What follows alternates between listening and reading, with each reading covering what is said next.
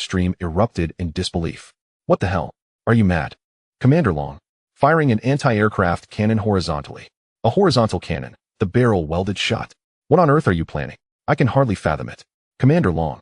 You are no longer pretending. You are speaking your mind now, aren't you? Yi Bai, however, shook his head, a troubled expression crossing his face. Commander Long. I fear that may not be feasible. As you can see, the power of this firefighting shell is immense.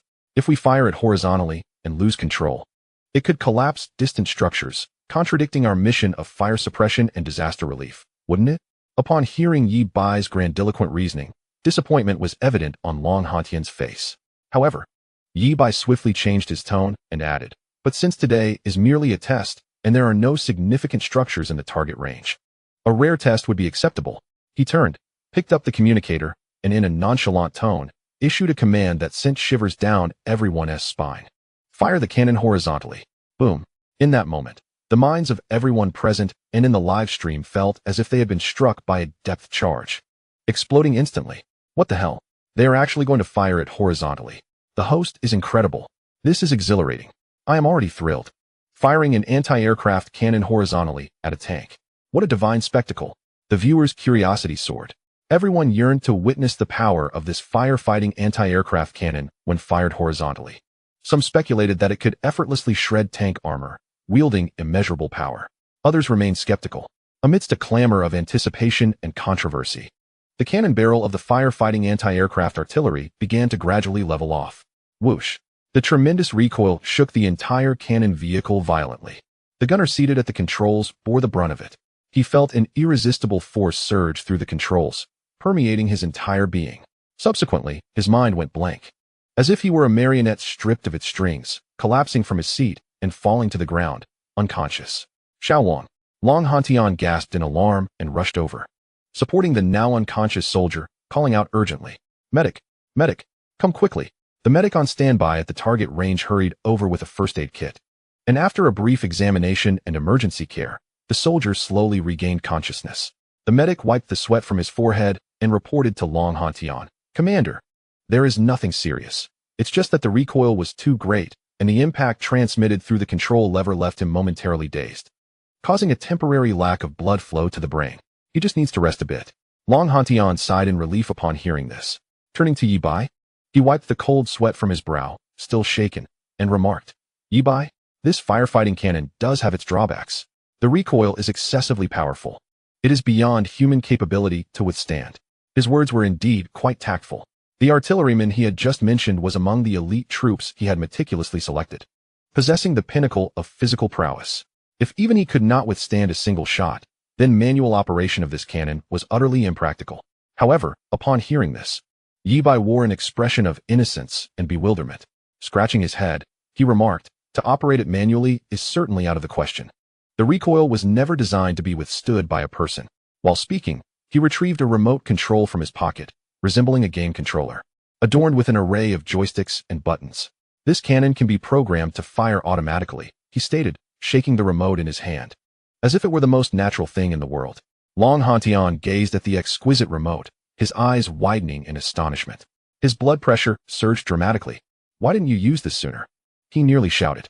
The elite soldiers under my command were nearly taken out by your cannon. You actually have a remote control. Yi Bai was momentarily taken aback by his outburst, feeling a bit sheepish as he rubbed his nose and muttered, I just got a bit carried away and forgot. Forgot? Long Hantian nearly choked on his own frustration. Pointing at Yi Bai, he could only let out a resigned sigh after a lengthy silence. Yi Bai, not wanting to linger any longer, held the remote, took a few steps back, cleared his throat, and announced loudly to the live stream. All right, a minor mishap. Now, the testing of the anti-fire cannon's horizontal firing power is officially about to commence.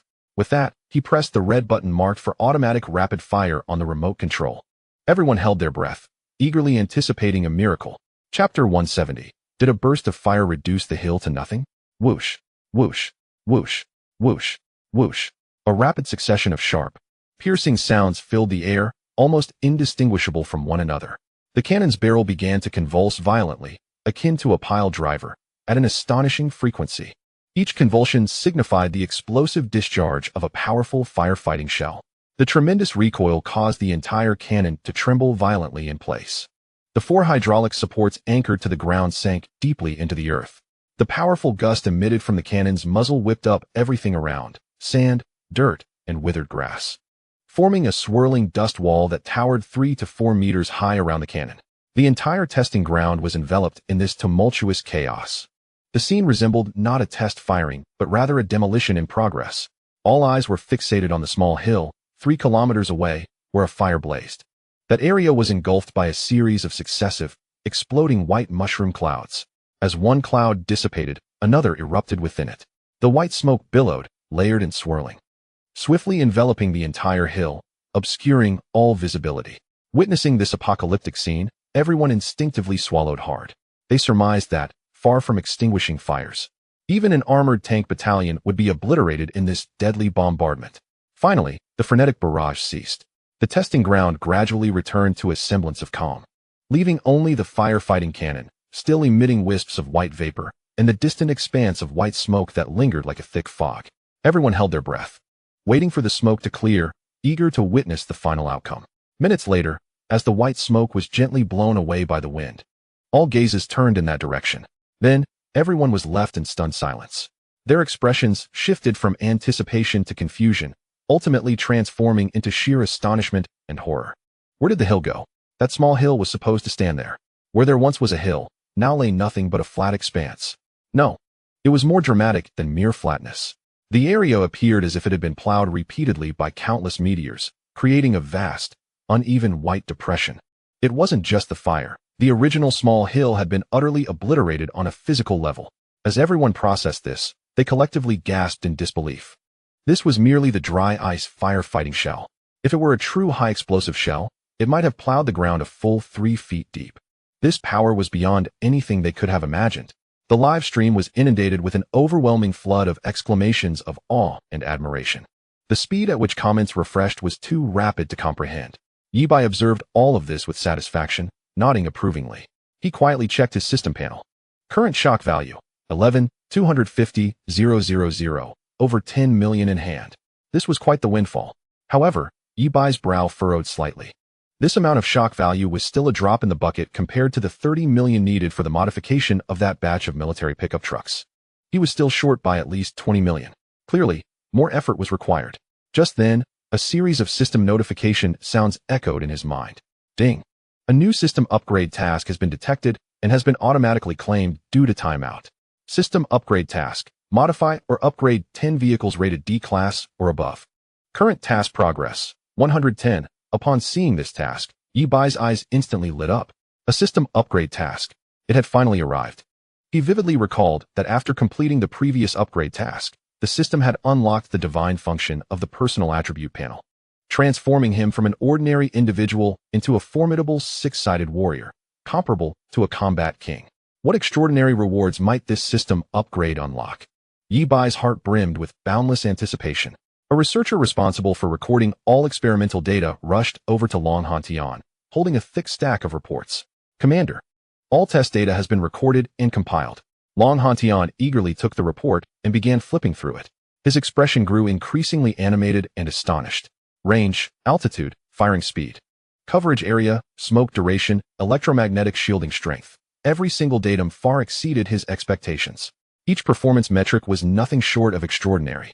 Immediately, he strode up to Yi Bai, his face flushed with excitement, and vigorously patted Yi Bai's shoulder. Yi Bai, congratulations. You've struck it rich again. Yi Bai was momentarily taken aback by this sudden congratulations. And alarm bells rang in his mind as he hurriedly waved his hands, saying, "No, General Long, you've misunderstood. This is meant for civilian use. It's firefighting equipment." Yet Long Hantian merely chuckled. "Young Yi, your firefighting cannon is simply too advanced. It does not align with the current standards of civilian firefighting. Thus, for the sake of national security, we believe it should be prioritized for military use." "Can I refuse?" Yi Bai tentatively inquired. "Of course. Absolutely." Long Hantian nodded, appearing quite reasonable. "We fully respect your personal wishes and patent rights." However, his tone shifted, a sly smile creeping onto his face. "However, for every firefighting cannon you sell, our military will send personnel for safety assessments. Then, we shall legally repurchase these powerful weapons of mass destruction, or rather, weapons of mass fire suppression, from the purchasers at full price. under the pretext that civilians should not possess such formidable armaments. You might say, isn't this a cumbersome back and forth? Why not sell directly to our military? We will take all that you have. Or better yet, how about we offer you a substantial patent fee, granting our military factories the rights to produce them? What do you think? Hearing this blend of coercion and persuasion from Long Hantian, Yi Bai found himself momentarily speechless. This was hardly a negotiation. It was a blatant robbery, and one that left no room for objection. The audience in the live stream could hardly contain their laughter. Ha! I'm dying of laughter. Military, your product is excellent. And the next moment, it's mine. Main supplier, I just want to quietly provide fire suppression equipment. Military, no you don't. So true. Too advanced to display. Too powerful to be included. This is hilarious. The supplier only wants to be a vendor of fire equipment, while the military is pushing him towards becoming an arms magnate. The supplier must be in utter despair. I merely wanted to earn a little money. Chapter 171. A chemical factory on fire, about to explode. Faced with Long Hantian's threats and temptations, Yi Bai realized that further resistance was futile. He resignedly spread his hands. Fine, selling to your military is acceptable, but the price cannot be less. A flat fee of 30 million. This is merely the patent licensing fee. We will negotiate the production costs and profit sharing separately. Without 30 million, there is no discussion. 30 million. Long Hantian was taken aback by this figure. Isn't that a bit excessive? Are you trying to extort me? That's my final offer, Yi Bai insisted. As you can see, the value of my fire suppression cannon is undoubtedly worth this price. If you're unwilling, I'll sell it to someone else. And then you can repurchase it at double the price. I have no objections. Long Hantian found himself momentarily at a loss for words. He recognized the truth in Yi Bai's statement. The technological value of this equipment was worth not just 30 million, but even 100 million. However, military budget approvals are bound by strict procedures, and he lacked the authority to make such a significant decision. You rascal. Long Hantian pointed at Yi Bai, shaking his head in resignation. All right, wait here. I'll consult our military district commander. With that, he hurriedly took the data report and stepped aside to make a phone call. Seizing this moment, Yi Bai picked up his phone and glanced at the live stream comments. Just then, one comment caught his attention. Host, look behind you. There seems to be black smoke in the sky over there. Instinctively, Yi Bai turned around, and indeed, in a distant direction outside the base, a thin wisp of black smoke was ascending into the sky, forming a stark contrast against the surrounding white clouds. The viewers in the live stream began to discuss the scene. This is a military base. It's probably just a normal military exercise or training. Everyone, don't overreact. Yes, it's likely they're destroying something. Let us not concern ourselves with it. Despite the comments, Yi Bai felt an uneasy premonition in his heart. He turned to a researcher nearby who was packing equipment and curiously asked, Comrade, do you know what is happening with that black smoke? The researcher looked in the direction Yi Bai indicated. Judging by the location and distance, that direction was the nearest chemical factory involved in military-civilian cooperation within our war zone. The presence of black smoke rather than steam indicated that it was not normal boiler emissions.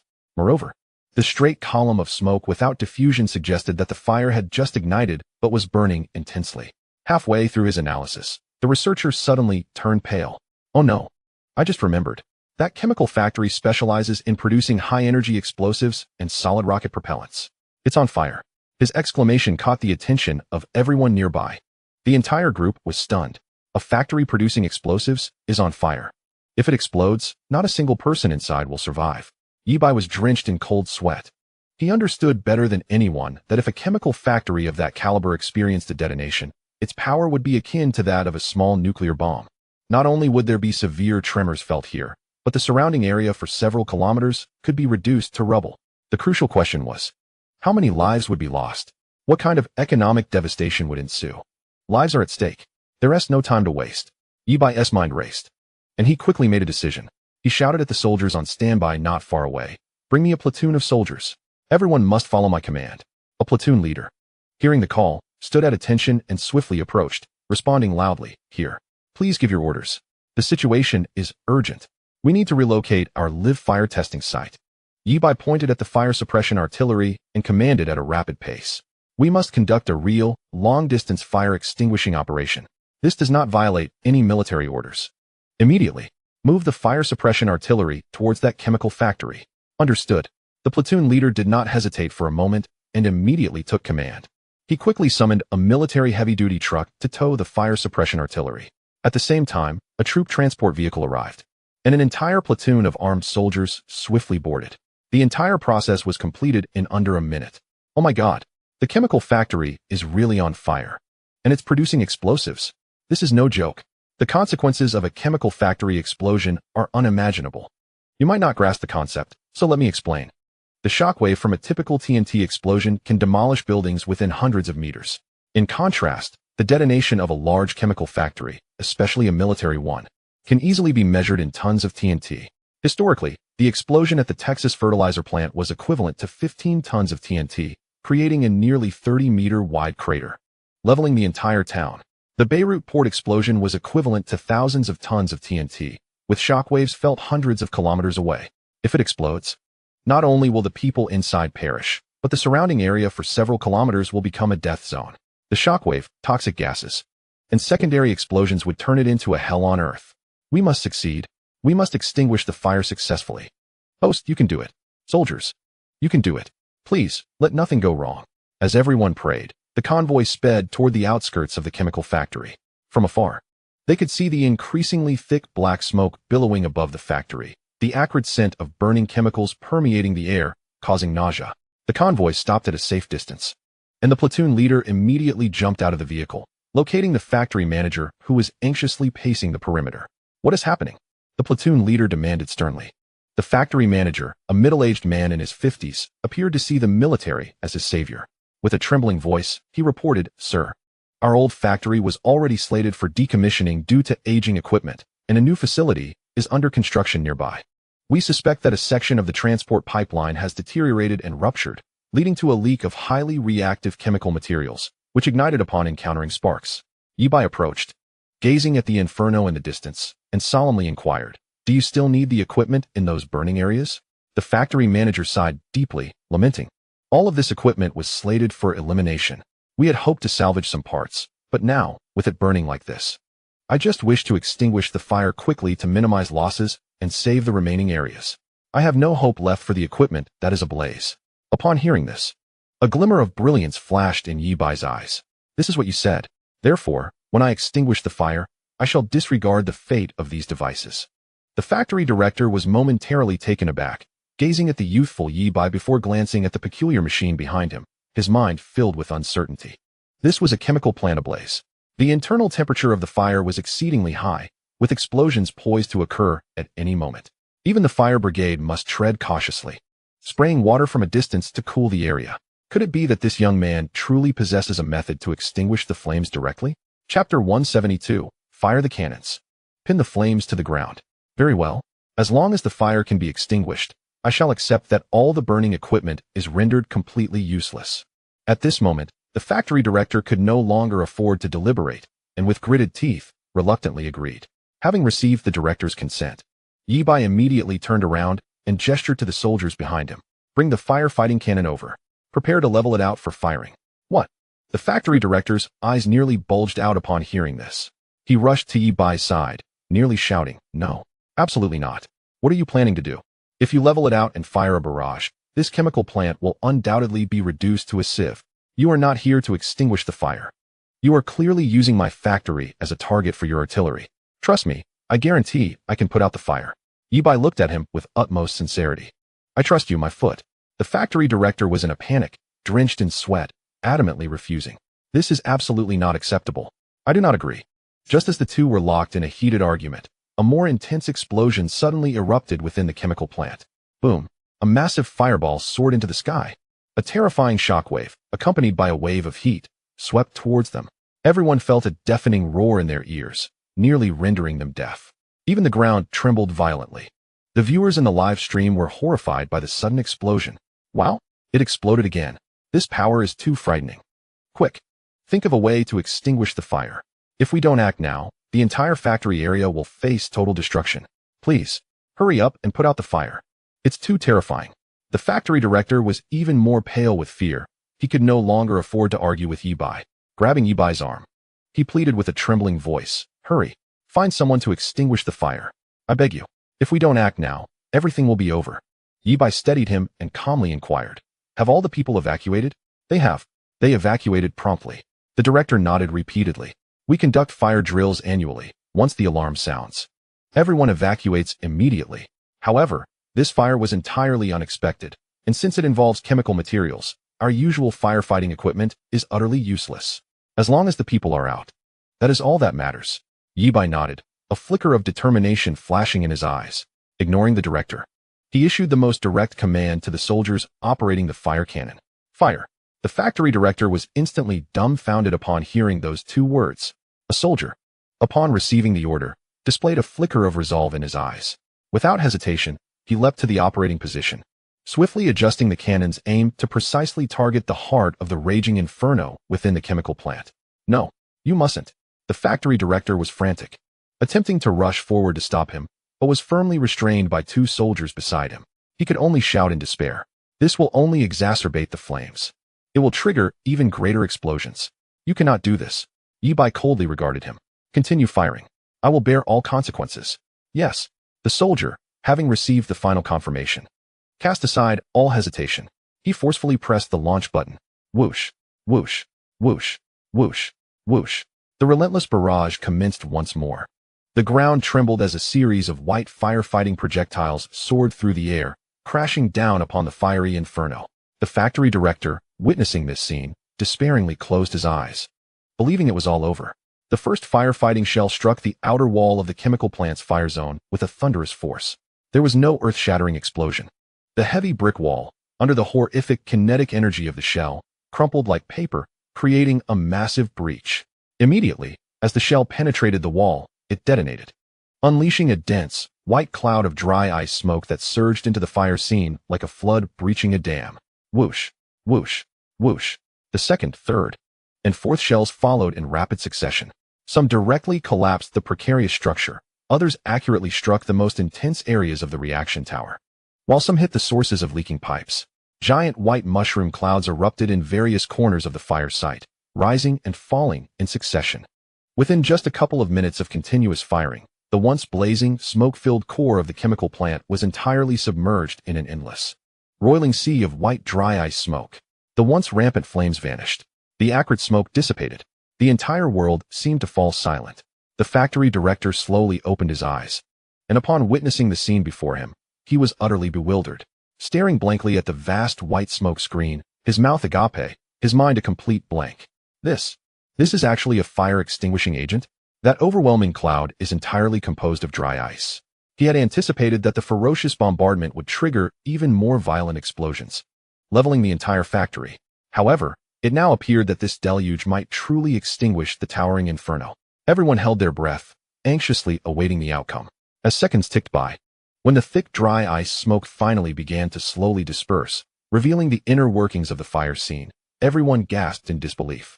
The once inferno-ridden plant was now a scene of devastation, littered with remnants of collapsed walls and shattered structures. However, the relentless fire that had threatened to consume everything had indeed been extinguished. Over 95% of the area was no longer ablaze. Yet, the fire was not entirely extinguished. In the center of the ruins, a small area stubbornly continued to burn, emitting an intense white light that appeared particularly out of place. Yi Bai furrowed his brow in curiosity. What is going on? The factory director, recovering from his shock, quickly explained. That is magnesium metal. It is a reactive metal used in our production line. This substance not only burns in oxygen, but can even continue to burn in carbon dioxide. Therefore, dry ice is ineffective against it. However, the director, filled with a sense of relief from the narrow escape, continued with excitement. But it's all right. The majority of the fire has been extinguished, which is a stroke of fortune amid calamity. The remaining bit of metallic fire can be quenched simply by covering it with sand. We only need to seal off that small area. The more he spoke, the more animated he became, watching the fire scene that had ceased to spread, his voice trembling with exhilaration. This fire, capable of obliterating everything, has indeed been subdued. Chapter 173. The fire is out, but the chemical plant is ruined. Quickly, get sand and soil. Under the factory director's command, the workers sprang into action, bringing in bulldozers and truckloads of sand and soil, which they dumped directly over the area burning with magnesium metal. As the substantial layer of sand smothered the flames, cutting off the oxygen supply, the last flicker of fire was finally extinguished completely. A catastrophic inferno capable of obliterating the entire factory complex and threatening safety within a radius of several kilometers was ultimately subdued under the relentless bombardment of the firefighting artillery. Finally, it's extinguished. What a struggle. That was terrifying. My heart nearly leapt out of my chest. This firefighting artillery is truly remarkable, though the factory is lost. The safety of our personnel is the greatest fortune. Kudos to Mr. Yi and the valiant soldiers. At that moment, a military jeep raced from the distance, making a sharp turn to come to a halt at the scene. Long Hantian leaped from the vehicle, having just concluded a phone call, and was taken aback by the desolate sight before him. Bewildered, he gazed at the chemical plant that lay in ruins and then at the firefighting artillery, which was still faintly warm. You mean to say that while I was applying for funding, you turned a factory into rubble? The factory director hurriedly approached, expressing gratitude as he clarified, Sir, you misunderstand. Our factory caught fire spontaneously. Deterioration led to a material leak, and coupled with today's sweltering heat, it ignited. Had it not been for Mr. Ye's extraordinary artillery, our entire factory complex, nay, a radius of several miles, would have been doomed. Although the factory is in ruins, we intended to demolish it and construct anew anyway. This merely expedited the process. The safety of our people is our greatest victory. Upon hearing this explanation, Long Hantian grasped the situation and inhaled sharply, once again astonished by the formidable power of the firefighting artillery. While it effectively extinguished fires, its overwhelming force was indeed astounding. Approaching Yi Bai, he regarded him with a complex expression. I have consulted Commander Pong, and he has consented. Our military has decided to formally procure your firefighting artillery. For the initial order, we will equip ourselves with 100 units. As for the price, the commander has specially approved an additional profit of 300,000 beyond the cost for each unit. This first order amounts to 30 million. What do you say? 30 million. Yi Bai quickly calculated in his mind. Although he was still far from the 1.8 billion required to acquire land and establish a factory in the capital. This 30 million was pure profit, a windfall he could not refuse. Deal. Having secured this substantial order, Yi Bai promptly checked his system panel. Current shock value, 29,800,000. The recent live fire extinguishing operation had netted him nearly 20 million in shock value. However, he still faced a shortfall of several million from modifying the military pickup trucks. After finalizing the order for the firefighting artillery, Long Hantian rubbed his hands together, leaning in with anticipation. Yi Bai, can we now commence the modification of our military trucks? Yes, Yi Bai nodded. After exchanging farewells with the viewers in the livestream, he ended the broadcast. In the awe-filled gazes of the soldiers and researchers, Yi Bai returned to the independent modification workshop prepared for him. Instead of diving straight into work, he requested a comfortable reclining chair, settled himself in the center of the workshop, and, undisturbed, began playing a game on his phone with headphones on.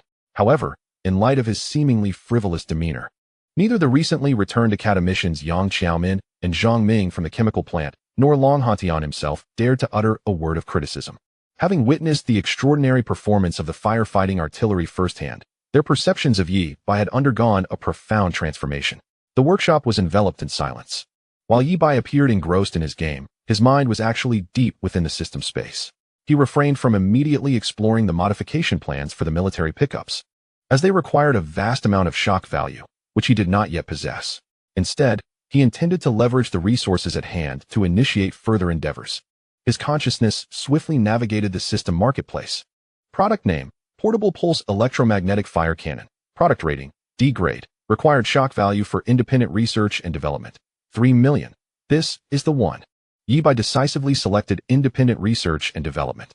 Ding. Confirming the investment of 3 million shock value for the independent research and development of the Portable Pulse Electromagnetic Fire Cannon. Estimated development time, 7 days. As the shock value was invested, a torrent of complex knowledge and technical blueprints regarding pulse electromagnetics, high-energy batteries, and directed energy emissions flooded Yi Bai's mind.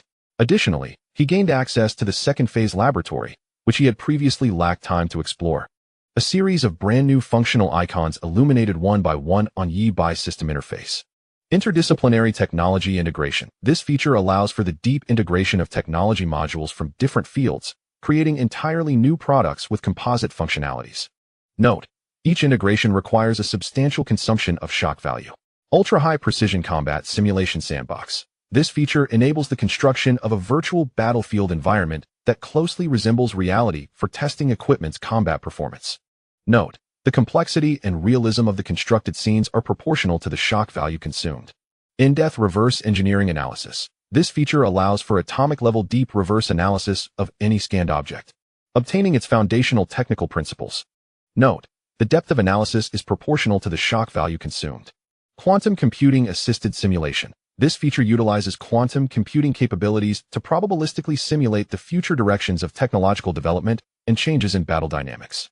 Note: the breadth and depth of simulation are proportional to the shock value consumed. Ability material transformation. This feature enables the transformation of the host's personal attributes into tangible technology modules or equipment through the consumption of shock value. Neural interface deep synchronization. This feature allows for the deep synchronization of the host's consciousness with any equipment in the laboratory, achieving true human-machine integration.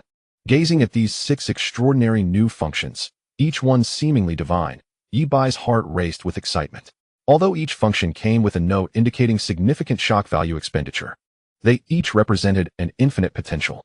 With these capabilities, what he could achieve would far exceed mere vehicle modifications. Chapter 174. The extraordinary functions of the second phase laboratory. Yi Bai forcefully restrained his excitement and began to examine each of these new functions in detail. Upon reviewing the pricing standards for these advanced functionalities, he could not help but gasp in astonishment, even though he had mentally prepared himself. These advanced functions were billed based on usage time. Moreover, the prices were exorbitant. Each function, once activated, would burn through shock value at an alarming rate of 100 points per minute. In just 1 hour, a staggering 6,000 points would be consumed. This was akin to setting money ablaze. However, upon understanding the specific benefits of these functions, Yi Bai immediately felt that the cost was undoubtedly worth it. First and foremost was the interdisciplinary technology integration function. Once activated, a colossal matrix composed of countless light points and lines appeared on his system interface, integrating the knowledge systems of 9 foundational disciplines: mathematics, physics, chemistry, materials science, information science, and life sciences. Yi Bai could, akin to a game skill tree, simultaneously invoke knowledge and technologies from multiple disparate fields. For instance, in designing a new armor scheme, he could concurrently access alloy formula data from materials science, correlate it with structural mechanics models from physics, incorporate corrosion-resistant coating techniques from chemistry, and finally optimize the data modeling through mathematics. All of this can seamlessly interact on the same interface. In the past, he could access this knowledge, but it required switching back and forth between various academic databases and integrating the information himself. Now, with this feature, he felt as if he possessed a super advisory council composed of 9 leading scientists, ready to provide him with multifaceted and optimized solutions at any time. This significantly saved him the time costs associated with navigating between disciplines and integrating information on his own. Moreover, there was the ultra-high precision practical simulation sandbox, which left Yi Bai ecstatic. With a mere thought, he activated the sandbox feature. Instantly, the environment around him transformed from a technologically advanced laboratory into a vast desert filled with swirling sands. The distant mountain silhouettes, the texture of gravel beneath his feet, and the dry air all came together in a manner so authentic that it blurred the lines between the virtual and the real. He could even load real satellite terrain data to create a perfect one-to-one replica of the military range or chemical plant he had previously visited. With this feature, he could construct any complex battlefield environment he desired: urban warfare, jungle assaults, snowy stealth operations, or desert pursuits. It enabled him to simulate the performance of his modified vehicles in these extreme conditions in real time and to forecast the success rates of various tactical maneuvers. With this, the other features would only improve. After familiarizing himself with the powerful capabilities of the second phase laboratory, Yi Bai glanced at his shock value. After the live stream concluded, the shock value continued to rise steadily, officially surpassing 30 million. He nodded in satisfaction, though he did not rush into immediate results. The impact of yesterday's thrilling live broadcast would not dissipate so quickly. He needed to allow ample time for the video online to ferment. Thus, he exited the system space, stretched lazily, and rose from his recliner. After a good stretch, he resumed playing the game nonchalantly, as if nothing had happened. That evening, he set up a cot in the workshop and fell into a deep sleep, snoring thunderously. The following day, as the first rays of sunlight streamed through the workshop window, Yi Bai slowly awakened. The first thing he did was open the system panel again to check his shock value. A glance was all it took for the corners of his mouth to rise in delight. Current shock value, 39, 210,000 in just one night. It had surged by nearly 10 million. In high spirits, he picked up his phone and began to browse the news and comments online with great interest. As expected, after a night of fermentation, yesterday's live broadcast had completely ignited the entire Chinese internet. Major social platforms, short video sites, and news apps were almost monopolized by trending topics related to him. The live broadcast from the military base of the two Guangxi provinces was a historical first in the streaming world. Shock. A fire truck leveled a small hill with a single shot. Was it firefighting or armament? A massive fire at a chemical plant, a mysterious anti-aircraft gun turned the tide. Is fire of war still fire? The most hardcore statement of the year. Yi Bai eagerly clicked on one of the most popular edited videos. The video condensed the entire process of yesterday's live stream, accompanied by stirring background music and various special effects subtitles, stirring the viewer's blood. The comments section below the video had long since been inundated. I declare that from today, Yi Shun is my only idol. Incredible. This is what a true pillar of the nation looks like. I used to think that stories where a single protagonist could rival an army were absurd. But now I believe it. Yi Shun is truly someone who has emerged from the depths.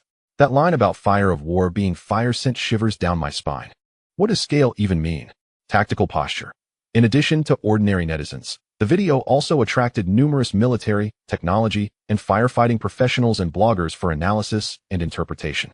A well-known military blogger commented, "As a retired air defense soldier, I can responsibly inform you that the so-called firefighting anti-aircraft gun displayed in the video showcases range, firing rate, and multifunctionality that have surpassed any publicly available active anti-aircraft system in the world. I would prefer to call it a next-generation regional air defense system. Its emergence could alter the future landscape of low-altitude defense warfare." A firefighting expert expressed, "We have long been exploring how to address high-rise building fires and large chemical fires, which remain a global firefighting dilemma. Mr. Yi's firefighting anti-aircraft gun provides an almost perfect solution in a way we have never imagined. This is a revolutionary breakthrough in firefighting concepts." Of course, there were also dissenting voices from abroad. On some foreign forums, many international users expressed strong skepticism after viewing the video. "Oh my god, this must be CGI. The people of Long will love to flaunt their military prowess with these fake things. A shooting height of 10,000 meters? What a joke. Our Patriot missiles can hardly achieve such precise interception. This is definitely fake." Yi Bai found the myriad of comments amusing, his smile unwavering. As public opinion fermented and his shock value reached the required threshold, it was time to commence the real business. The modification of the military truck would begin now. Chapter 175, The Realistic Combat Simulation Sandbox. Upon entering the second phase laboratory, Yi Bai hesitated not for a moment and directly summoned the modification interface for the Warrior military pickup trucks. Faced with the dazzling array of modification options provided by the system, he chose the top-tier plan, which sounded imbued with technological sophistication. Modification plan name: Phantom Spine. Core concept: ultimate stealth and all-domain penetration. Plan rating: D. Required shock value: 36,000,000. Confirm selection. As 36 million shock value was instantly deducted, an incomprehensibly vast torrent of technology surged into Yi Bai's mind. This time, he activated the interdisciplinary technology integration feature, perfectly combining knowledge from materials science, optics, electromagnetism, and thermodynamics. The essence of the Phantom Spine plan lay in achieving dual deep stealth against both optical and radar detection, rendering this military pickup a true phantom on the battlefield, visible yet untouchable. First, the ultimate visual camouflage, a dynamic environmental camouflage coating. This was no longer traditional paint. The entire surface of the vehicle was covered with a layer made up of millions of micropixel units. Each pixel unit was finer than a hair and capable of independently displaying over 16 million colors. On the roof, a 360-degree panoramic camera was installed, continuously in real-time capturing the light, colors, and textures of the surrounding environment. This data would be synchronized to every micropixel unit on the vehicle's surface within a mere 0.5 seconds via the central processor. The effect was nothing short of magical. Secondly, there was evasion of infrared thermal imaging through an active thermal management system. Beneath the dynamic camouflage coating lay a closely integrated array of thermoelectric cooling plates. This system could actively and precisely adjust the temperature of the vehicle's surface. By monitoring the temperature of the surrounding air, ground, and vegetation through sensors, the system would ensure that the vehicle's surface temperature remained within a range of no more than 0.5 5 degrees Celsius difference from the environment. This signifies that, whether within the enemy's infrared thermal imaging systems or the guidance heads of heat-seeking missiles, this vehicle will utterly vanish. It will no longer be a metallic mass radiating heat, but will blend seamlessly with its surroundings, resembling a stone or a tree, devoid of any infrared characteristics. Furthermore, it employs composite stealth armor that renders radar completely blind. The outer layer of the vehicle's armor is no longer traditional steel plates, but rather consists of hexagonal tiles, akin to shingles, crafted from silicon-based composite materials. Within these tiles lies a remarkable secret. Each tile is embedded with a miniature phased array radar module. Collectively, they form an active cancellation system that envelopes the entire vehicle. When enemy radar waves strike the vehicle, these modules instantly detect the frequency and direction of the incoming radar waves, with frequencies covering the Su band. Within a millisecond, they emit electromagnetic waves that are precisely out of phase, achieving accurate cancellation.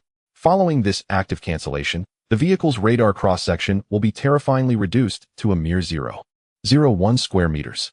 This value is comparable to that of a small bird on a radar screen, posing no threat of detection whatsoever. Moreover, the interstices of the tile armor are filled with state-of-the-art radar-absorbing materials made from magnetic ferrite and carbon nanotubes. This material boasts an absorption rate exceeding 95 for the 118 GHz band, the most prevalent military radar frequency. The combination of active cancellation and passive absorption creates an almost invisible vehicle in the presence of radar. Lastly, the vehicle achieves unparalleled silence concerning sound and signals. Its power system has been entirely transformed into a high-performance pure electric drive platform, eliminating the roar of an engine at its source. The tires have also been replaced with specialized noise-reducing rubber featuring a honeycomb pore structure. When the vehicle travels at a speed of 60 km per hour, it generates noise levels below 30 decibels.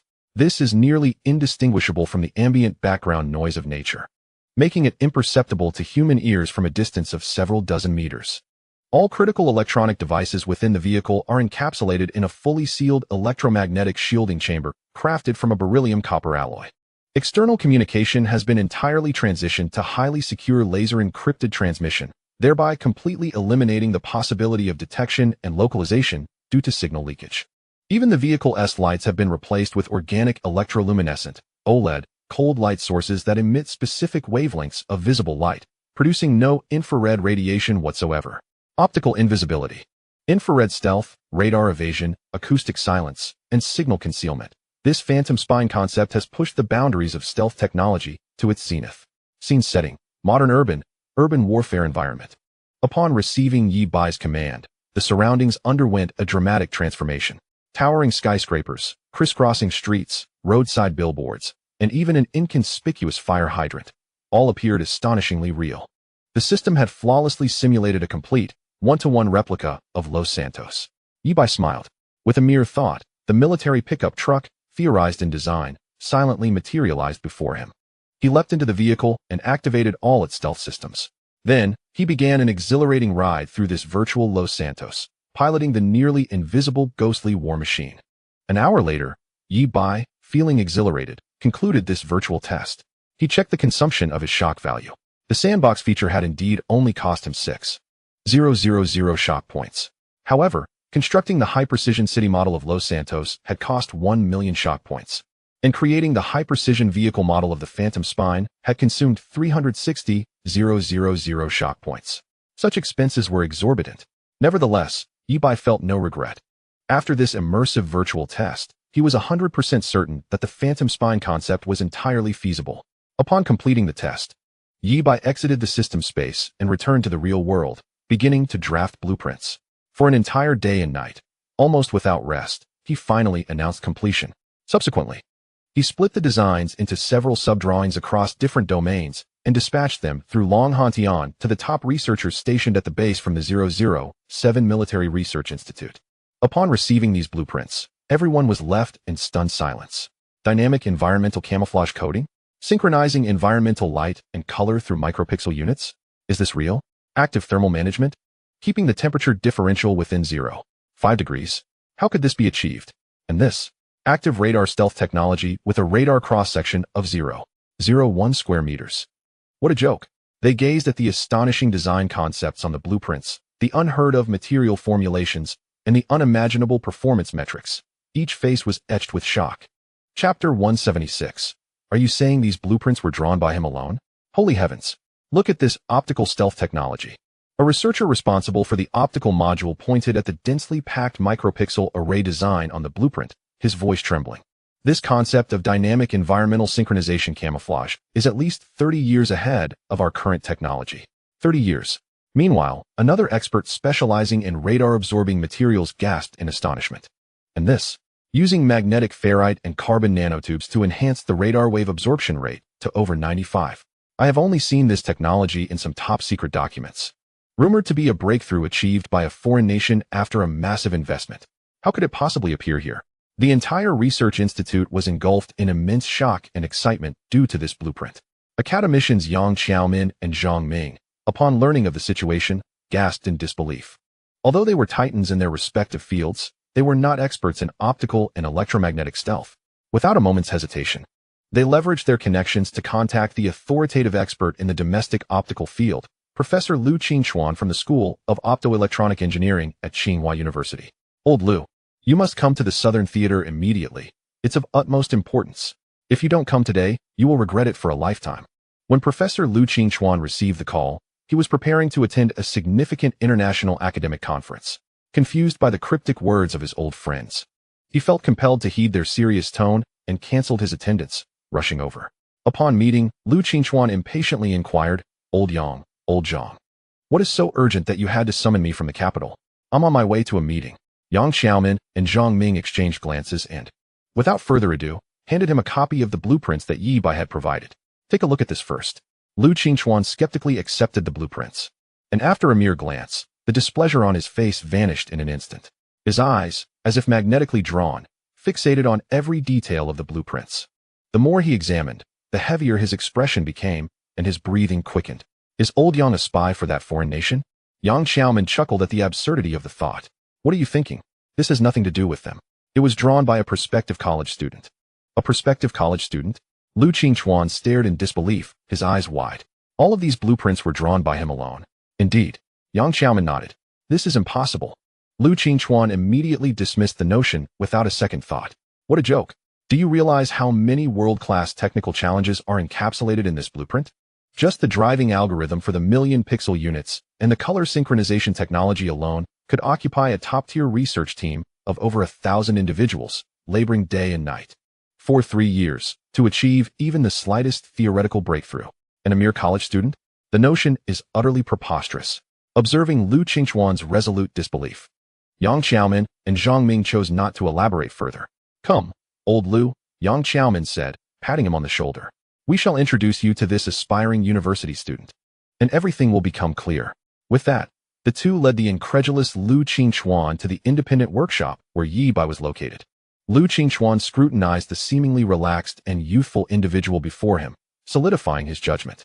This lad hardly appeared to be someone capable of producing such groundbreaking technology. Youth. Liu Qingchuan began. I hear from Old Yang that this blueprint regarding optical cloaking is your work? Yi Bai nodded. Excellent. Liu Qingchuan exclaimed as he retrieved a copy of the blueprint from his pocket. Let us make a wager. If you can elucidate any core principle of the technology depicted here before my very eyes, I shall present you with a grand gift. The grand gift he referred to was, of course, guidance and mentorship.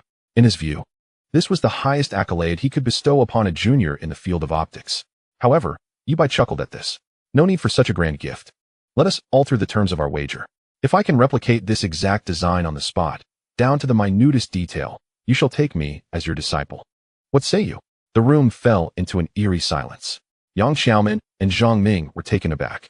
Liu Qingchuan was momentarily stunned but soon erupted into laughter. Take a mere boy as my master? What an utterly ludicrous joke. Very well, I accept your challenge. Liu Qingchuan quickly replied, fearing Yi Bai might retract his words. However, I will choose which blueprint you shall replicate. Not a problem, Yi Bai readily agreed. Liu Qingchuan smirked as he flipped through the blueprint to the page with the highest technical content, the deepest theoretical implications, and the most intricate structure. This one, the microsecond level color switching and driving algorithm for dynamic camouflage. If you can reproduce this, I, Liu Qingchuan, shall bow before you and acknowledge you as my master. Yi Bai merely glanced at it and nodded. Approaching a pristine drawing table, he picked up a brush, eschewing any rough drafts, and began to effortlessly sketch on the white paper. The brush danced across the surface with fluidity. The complex circuit layouts, precise pixel arrangements, and a dizzying array of algorithmic formulas were already etched in his memory, now merely being transcribed with grace. What astonished the three veteran experts even more was that Yi Bai's drawing was not a chaotic regurgitation of memorized content. With each section, he first outlined the core logical framework before filling in the details. Each step of his artistic process was coherent and logically sound. Yang Xiaomin, Zhang Ming, and Lu Qingchuan stood transfixed, watching Yi Bai's remarkable display, their minds blank and breaths forgotten. When Yi Bai completed the last stroke, a drawing emerged that was identical to the copy in Lu Qingchuan's hands, perhaps even clearer and more refined. Lu Qingchuan was rendered speechless. Instinctively, he held up his copy against the drawing table and meticulously compared every pixel, circuit, and character. The realization left him utterly dumbfounded. It was completely identical. Not a detail was amiss. Incredible. Chapter 177. Before even entering Tsinghua or Peking University, he has taken an academician as his disciple? Yi Bai looked at the dazed Lu Qingchuan. Professor Lu, perhaps you might wish to compare? Of course, if you choose not to acknowledge this. It can merely be considered a jest. Just refrain from speaking of gifts in the future. Such notions are no longer in vogue. Lu Qingchuan examined the two drawings for an extended period, his expression shifting from shock to awe, then to embarrassment, ultimately settling into a lengthy, rueful smile. I, Lu Qingchuan, am not one to shy away from defeat or deny my commitments. I accept the terms. From this day forth, you shall be my teacher. I bow to you. Yi Bai was momentarily taken aback. His intention had merely been to jest, to temper this esteemed professor's arrogance. Yet the man had taken him seriously. Serious? Indeed. Yang Xiaomin and Zhang Ming stood by, utterly flabbergasted. He truly has taken him as a disciple. If this news spreads, it could cause a seismic upheaval within the academic community. Furthermore, after paying his respects, Lu Qingchuan bowed deeply to Yi Bai, his attitude radiating utmost humility. Yi Bai, too, was somewhat bewildered. He had not anticipated the situation would escalate to this extent. Yet, having spoken the words, he could only begrudgingly accept a disciple older than himself. Very well. I shall impart all that I know within the realm of optics. Wait here. I shall gather some study materials for you now. As Yi Bai departed, Yang Xiaomin leaned closer to Lu Qingchuan. Old Lu, you truly recognize him as your master? Of course. Lu Qingchuan replied matter-of-factly. Why not? A true master is defined by skill. His expertise is more than sufficient to guide me. Zhang Ming interjected. But you are an academician. You are significantly older than he is. At this, Lu Qingchuan merely smiled mysteriously, dismissing their concerns. What does age matter? Consider this. How many opportunities might we have to meet in our lifetimes? If I take one disciple here and another there, it's possible I may never encounter them again after this. With the title of disciple established, I need not engage in daily pleasantries, yet I can learn genuine knowledge. What is there to lose? Yang Xiaomin and Zhang Ming, upon hearing his reasoning, suddenly understood. Impressive. Truly impressive. Just then, Lu Qingchuan appeared to recall something. By the way, old Yang, you mentioned he is an aspiring university student. Which university has he been accepted to? Yang Xiaomin pondered for a moment. It seems to be Tsinghua or Peking University. What?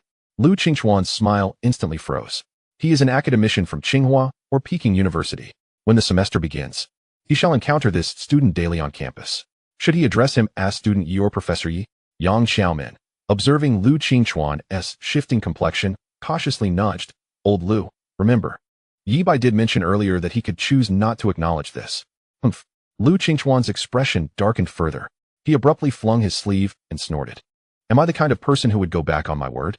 With that, he stormed away, leaving Yi Bai to swiftly compile a foundational theory and advanced applications document on optical cloaking technology using the system. Though this document was merely the tip of the iceberg, it was already far ahead of current Earth technology. Just as he finished organizing the materials, Yang Xiaomin entered. Old Yang, just in time. Yi Bai waved the USB drive in his hand. Where is my disciple Lu Qingchuan? I have some study materials for him. Upon hearing the phrase my disciple, Yang Xiaomin could only manage a wry smile. Xiaoya, one must acknowledge that I am an esteemed academician, a veteran of considerable repute. It seems rather inappropriate for you to continually refer to yourself as my disciple. What is inappropriate about it? Yi Bai responded with indifference. If he is willing to take me as his mentor, how could I possibly object? Moreover, with my exceptional skills, what harm is there in accepting an academician as a disciple? This is a case of the capable teaching others, unbound by conventional standards. Just then, Lu Qingchuan entered the room, his countenance dark as a storm cloud. Yi Bai's eyes lit up, and he enthusiastically approached, personally handing Lu Qingchuan a USB drive. Disciple, take these materials with you. Upon receiving the USB, Lu Qingchuan's face turned a shade of green at the term disciple. He felt his blood pressure rising. But in the presence of Yang Xiaomin and Zhang Ming, he could not express his indignation. He could only suppress his humiliation and accept the USB with a reluctant hand. However, as he instinctively plugged the USB into his laptop and opened the files within, his expression transformed instantaneously. After merely glancing at the title and abstract of the first page, his pupils constricted sharply. He rapidly scrolled through the contents, his visage shifting from ashen to astonished, then to elation, and finally to profound reverence. Each theory within pointed directly to the cutting edge of optical science. Every technical application seemed to open a portal to a new realm. Observing Lu Qingchuan's engrossed demeanor, Yi Bai nodded in satisfaction. Study well, and if you have any questions, come find me once you've learned. This is my modest contribution to the field of optics in our nation. As soon as he finished speaking, Lu Qingchuan abruptly lifted his gaze from the computer. Looking at Yi Bai, there was no longer a trace of resentment in his eyes. He bowed deeply to Yi Bai once more, this time with genuine admiration. Very well, master. Yang Xiaomin and Zhang Ming were left utterly astonished. Just moments ago, Lu Qingchuan had been reluctant, his face as dark as a pot's bottom. Yet after perusing the materials, he had completely changed his tune, exclaiming loudly. After Yi Bai departed, Yang Xiaomin curiously approached Lu Qingchuan. Old Lu, what is going on? Lu Qingchuan, cradling the USB as if it were a treasured gem, replied. You don't understand. You fail to grasp the value of this material. He is the chief designer of our nation's optical field, the future leader. Consider this. If our flagship fighter jet, the J-20, could not only evade radar, but achieve visual stealth as well, it could appear silently wherever it wished, while the enemy remained utterly unaware. Can you imagine the sheer magnitude of such power? And what if our future strategic pillar, the H-20, achieved complete invisibility? A strategic bomber that is unseen, untouchable, and undetectable by any means, able to breach any nation's air defense systems at will. What would that signify? Upon hearing Lu Qingchuan's description, Yang Xiaomin and Zhang Ming's breaths quickened with excitement. A completely stealthy J-20, a fully invisible H-20. Chapter 178. You wanted to convert a military pickup. Where is it? Has it been modified yet? Although Yang Xiaomin and Zhang Ming were not frontline soldiers, their years at the 007 Military Research Institute had endowed them with a profound understanding of modern warfare. The J-20 has garnered its illustrious reputation due to its outstanding radar evasion capabilities, yet it remains vulnerable to optical and infrared detection. But what if it were augmented with optical invisibility? In beyond visual range air combat, it could launch missiles from the most deceptive angles without the enemy ever realizing. In close quarters combat, it would be an almost insurmountable presence. Enemy pilots, even with their eyes wide open, would be unable to lock onto a completely transparent adversary in the vast sky. This would be an absolute dimensional strike. Whether in dogfights or mid to long-range engagements, it would be an invincible force, reigning supreme over the entire airspace. And if this technology were applied to the national treasure, the H-20, the mere thought of such an image sends chills down one's spine. It would be the most fearsome phantom aircraft. No longer would it require complex infiltration routes or formidable escort formations. It could, like a true specter, silently traverse mountains and seas, disregarding any radar or air defense systems, appearing above the capitals of any nation on this planet. You would never anticipate when an unseen, untouchable H-20 might drop a mushroom bomb upon you. At that moment, the nuclear deterrence of our nation would transcend mere assurances of mutual destruction. It would evolve into an absolute threat, one where I could strike at any time, and you would be utterly powerless. Contemplating this, both men felt a cold sweat trickle down their backs. Yi Bai's talent was indeed terrifyingly formidable. Lu Qingchuan, observing the astonished expressions of his two old friends, praised with profound respect and excitement. My master, Yi Bai, is worth 5 entire brigades. No, 5 fully equipped, informationized heavy composite brigades. Alas, how regrettable. Such astonishing skills should not be squandered on trivial tasks like modifying a military pickup. He shook his head, a look of dismay crossing his face. What a waste of exceptional talent. However, since it was the master's command, he had no choice but to comply. Yang Xiaomin immediately realized the gravity of the situation. He felt compelled to inform Long Hantian without delay. This was no mere pickup modification. It pertained to the future military strategy of the entire nation. The highest-ranking commanders must comprehend the extraordinary nature of the technology that Yi Bai possessed. Without a moment's hesitation, he turned on his heel and hurried toward Long Hantian's temporary command post. However, upon arriving breathless at the entrance, he was stopped by Long Hantian's guards. "Old Yang, you cannot enter. I have urgent matters to report to Commander Long," Yang Xiaomin exclaimed anxiously. The guard replied sternly, "I'm afraid that's not possible, Old Yang. Commander Long is currently engaged in a high-level emergency military video conference, and he has issued orders that no one is to interrupt." Hearing this, Yang Xiaomin's heart sank. A high-level military meeting? It seemed there was no way to get through. He had no choice but to temporarily retreat. Days later, an urgent military meeting concerning the future deployment of the entire theater finally concluded. As Long Hantian stepped out of the conference room, he received news that invigorated him. The military pickup modified by Yi Bai was complete. Instantly, he cast aside the fatigue from the meeting and strode eagerly toward the research institute. Upon arriving at the entrance, he encountered Yang Xiaomin, who had been waiting expectantly. "Commander Long, I have significant news to report." Yang Xiaomin approached him with utmost seriousness.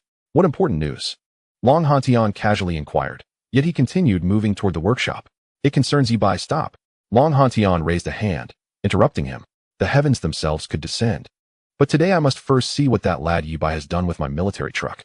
Yang Xiaomin, witnessing the situation, could only sigh in resignation and follow behind him. Long Hantian, unable to contain his excitement, pushed open the door to the laboratory where Yi Bai was located.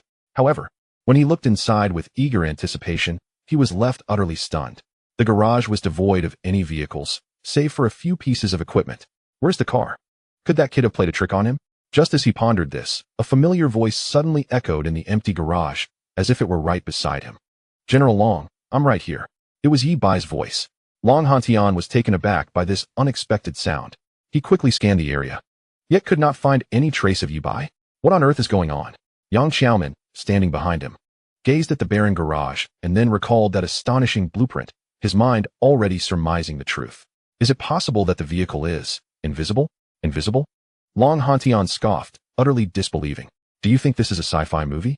In broad daylight, how could such a large vehicle simply disappear?" Unconvinced, he stepped forward, determined to walk to the center of the garage. Thud.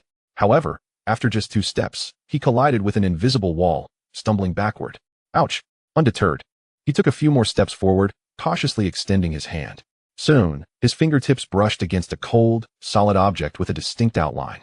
Following the contour, he felt the car door, the windows, and the side mirrors. This was undeniably the shape of a vehicle. This. Long Hantian was completely astonished. At that moment, the air before him suddenly rippled as if stones had been thrown into a still pond. Then, a miraculous scene unfolded. Countless shimmering pixels emerged from the previously empty air, rapidly coalescing and forming a shape. In the span of a single second, a super off-road vehicle, imbued with a sense of futuristic wonder, silently materialized before him.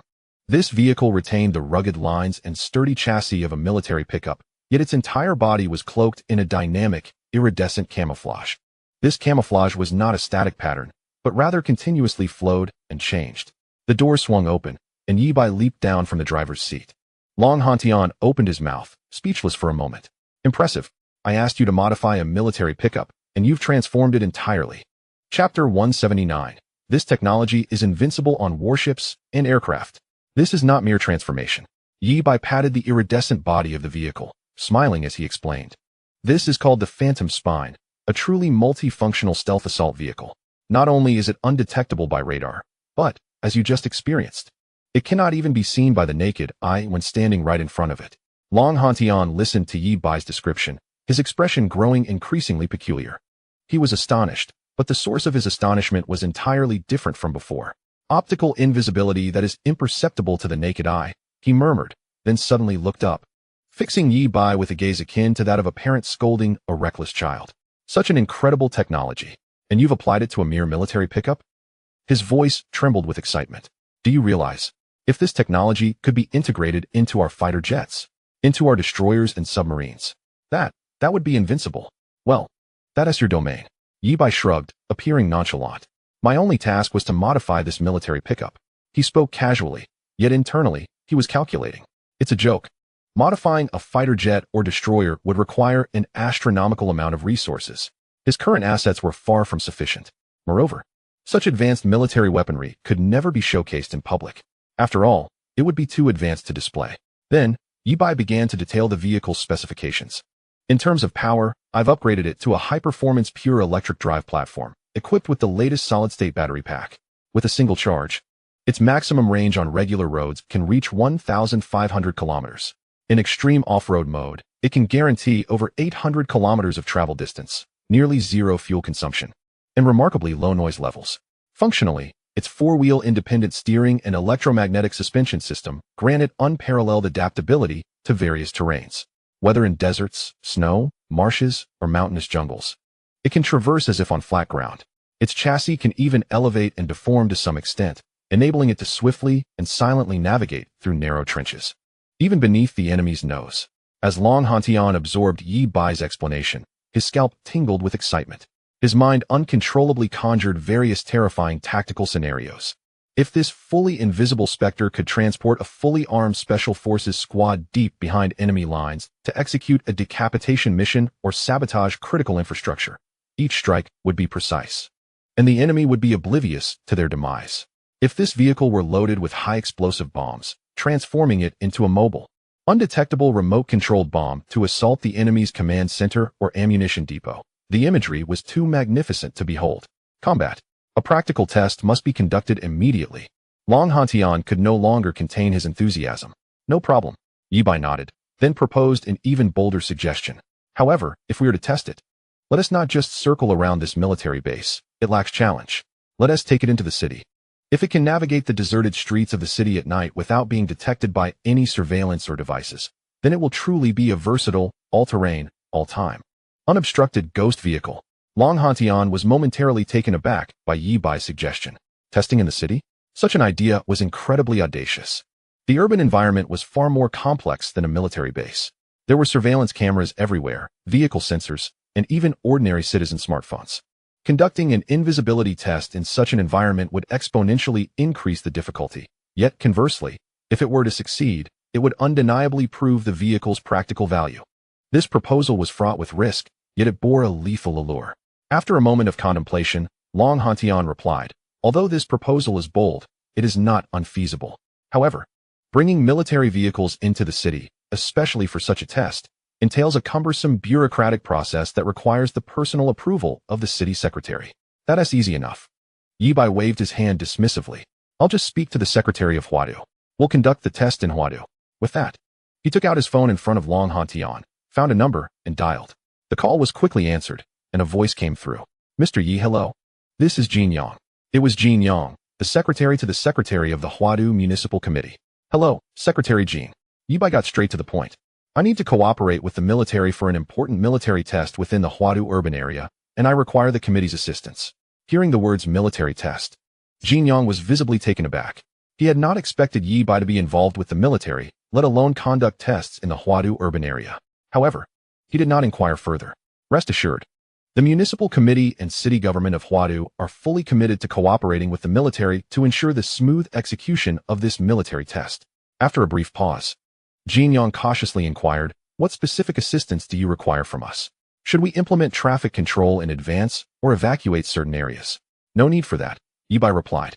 "All we require is for you to facilitate the necessary paperwork and procedures, allowing our test vehicles to legally enter the Huadu district. Our testing will only traverse select road segments and will not linger, ensuring no disruption to the daily lives of the citizens." Jin Yang's curiosity deepened. What kind of military test could be so enigmatic? It required neither road closures nor evacuations, proceeding directly through a bustling city. Yet, he understood this was undoubtedly tied to the highest levels of military secrecy beyond his purview. "Understood. I will promptly report to the secretary and coordinate with traffic management and public safety departments to ensure everything is handled flawlessly." After hanging up, Yi Bai shrugged at the astonished Long Hantian. All set. Long Hantian stared at Yi Bai, at a loss for words. He increasingly felt that this young man's background and influence were far more profound than he had initially imagined. With arrangements in place, they wasted no time. As Yi Bai started the vehicle, its dazzling exterior vanished into the air like ink dissolving in water. They exited the military base, speeding toward Huadu.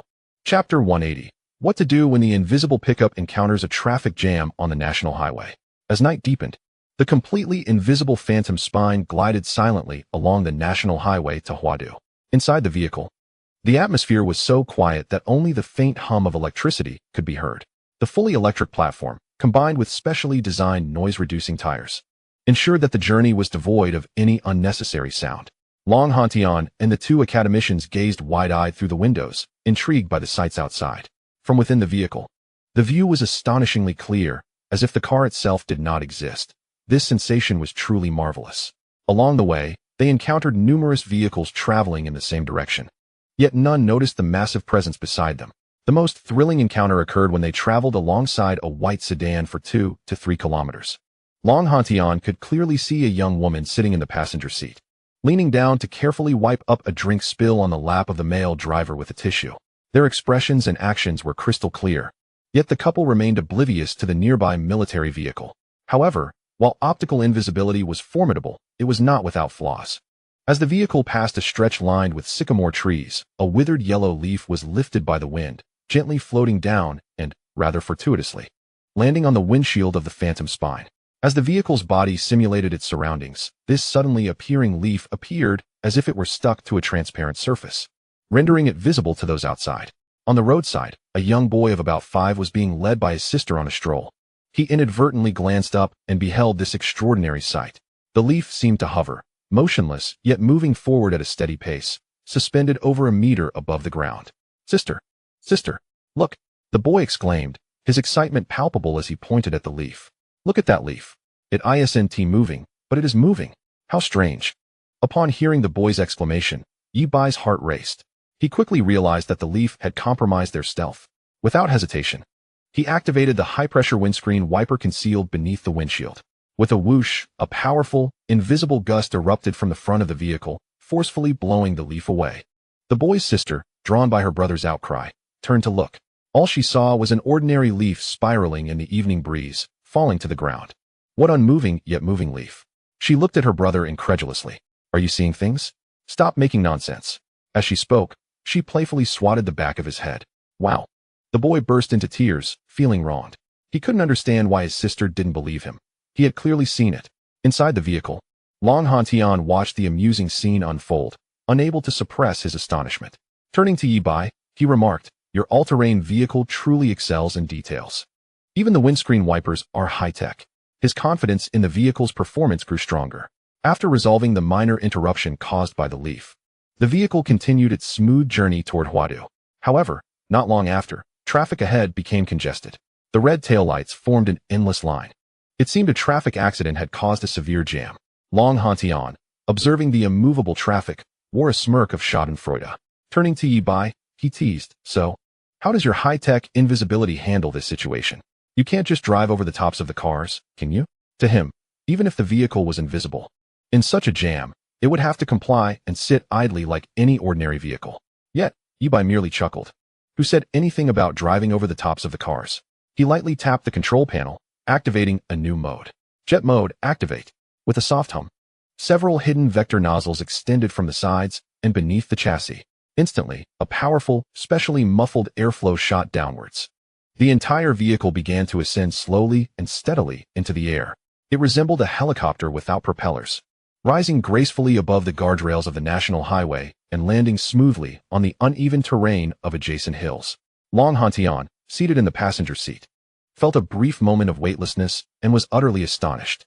He gaped at the vehicle as it traversed the bumpy hills as if gliding over a flat surface. Taking a moment to recover. Wow, he exclaimed, slapping his thigh in disbelief. This truly gives you the feeling of flying. This trick is incredibly effective. On the battlefield, what minefield or anti-tank ditch could withstand this? Even more astonishing was how smoothly the vehicle navigated the rugged hills, hardly any jolting felt. The advanced electromagnetic suspension system flawlessly absorbed the majority of the bumps. After traversing a distance over the hills, they encountered a tributary of a stream ahead. The river was narrow but appeared quite deep, making it impossible for an ordinary off-road vehicle to cross. Now what will you do? Long Hantian glanced at Yi Bai again. Yi Bai maintained his serene demeanor as he activated the jet mode once more. This time, instead of soaring directly into the air, the vehicle gracefully glided into the water. The formidable jet propulsion counteracted much of the vehicle's weight, allowing it to skim across the surface like a hovercraft. However, this mode, while impressive, had its vulnerabilities compared to the flawless invisibility achieved on land. As the vehicle submerged, it generated noticeable splashes, and the jets emitted sounds that were unavoidable, leaving behind a distinct ripple in the water. Although these flaws were apparent, they paled in comparison to the complete exposure of a conventional military pickup truck. As Long Hantian remarked, under the cover of night, these subtle traces were difficult to detect. Yet, just as the vehicle was nearing the opposite bank, a voice filled with shock and disbelief exclaimed nearby, "What the heck?" Chapter 181. The Fisherman. No Air Force encountering the Navy? The utterance startled the four occupants of the vehicle, their hearts racing in alarm. Had they been discovered? They instinctively turned towards the source of the sound and spotted a fisherman in camouflage, wearing a headlamp, excitedly leaping from his tackle box. His fishing rod was bent into an exaggerated crescent shape, indicating he had hooked a substantial fish. "Wow, no Air Force today? This must be a 15-pound catfish," he shouted, struggling against the powerful catch. The four inside the vehicle let out a collective sigh of relief. "That gave me quite a scare. I thought we were caught," Academician Zhang Ming said, patting his chest. However, Yi Bai furrowed his brow, sensing that matters were not as straightforward as they appeared. He glanced through the vehicle's perspective towards the rear wheel and immediately identified the issue. The fisherman's line had, unbeknownst to him, ensnared the rear tire of their stealth pickup. The unfortunate catfish, freshly caught, was now firmly wedged in the tire's crevice, unable to move. The fisherman, too, sensed something was amiss. "Huh, where's my big fish?" he exclaimed, looking at the water's surface, which was devoid of anything except the line he had cast. To his dismay, the force beneath the water felt colossal. "Wait a minute. It's just a 15-pound fish. Why does it feel like a several hundred-pound weight?" He pulled with all his might, his face turning crimson, yet the fish remained steadfast. "Come on, get up." With a sharp crack, the taut line could no longer withstand the immense pull and snapped. The fisherman, having exerted too much force, stumbled backward and fell to the ground, staring at the broken fishing rod and the severed line in his hand. He fell into a daze. After a moment, he sprang to his feet in frustration, pointing at the river and cursing vehemently. "This has to be a joke.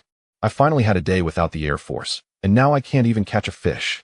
This is infuriating." Inside the vehicle, Yi Bai watched the irate fisherman with a mixture of sympathy and amusement. He turned to Long Hantian and suggested, "Commander Long, perhaps we should explain the situation to him?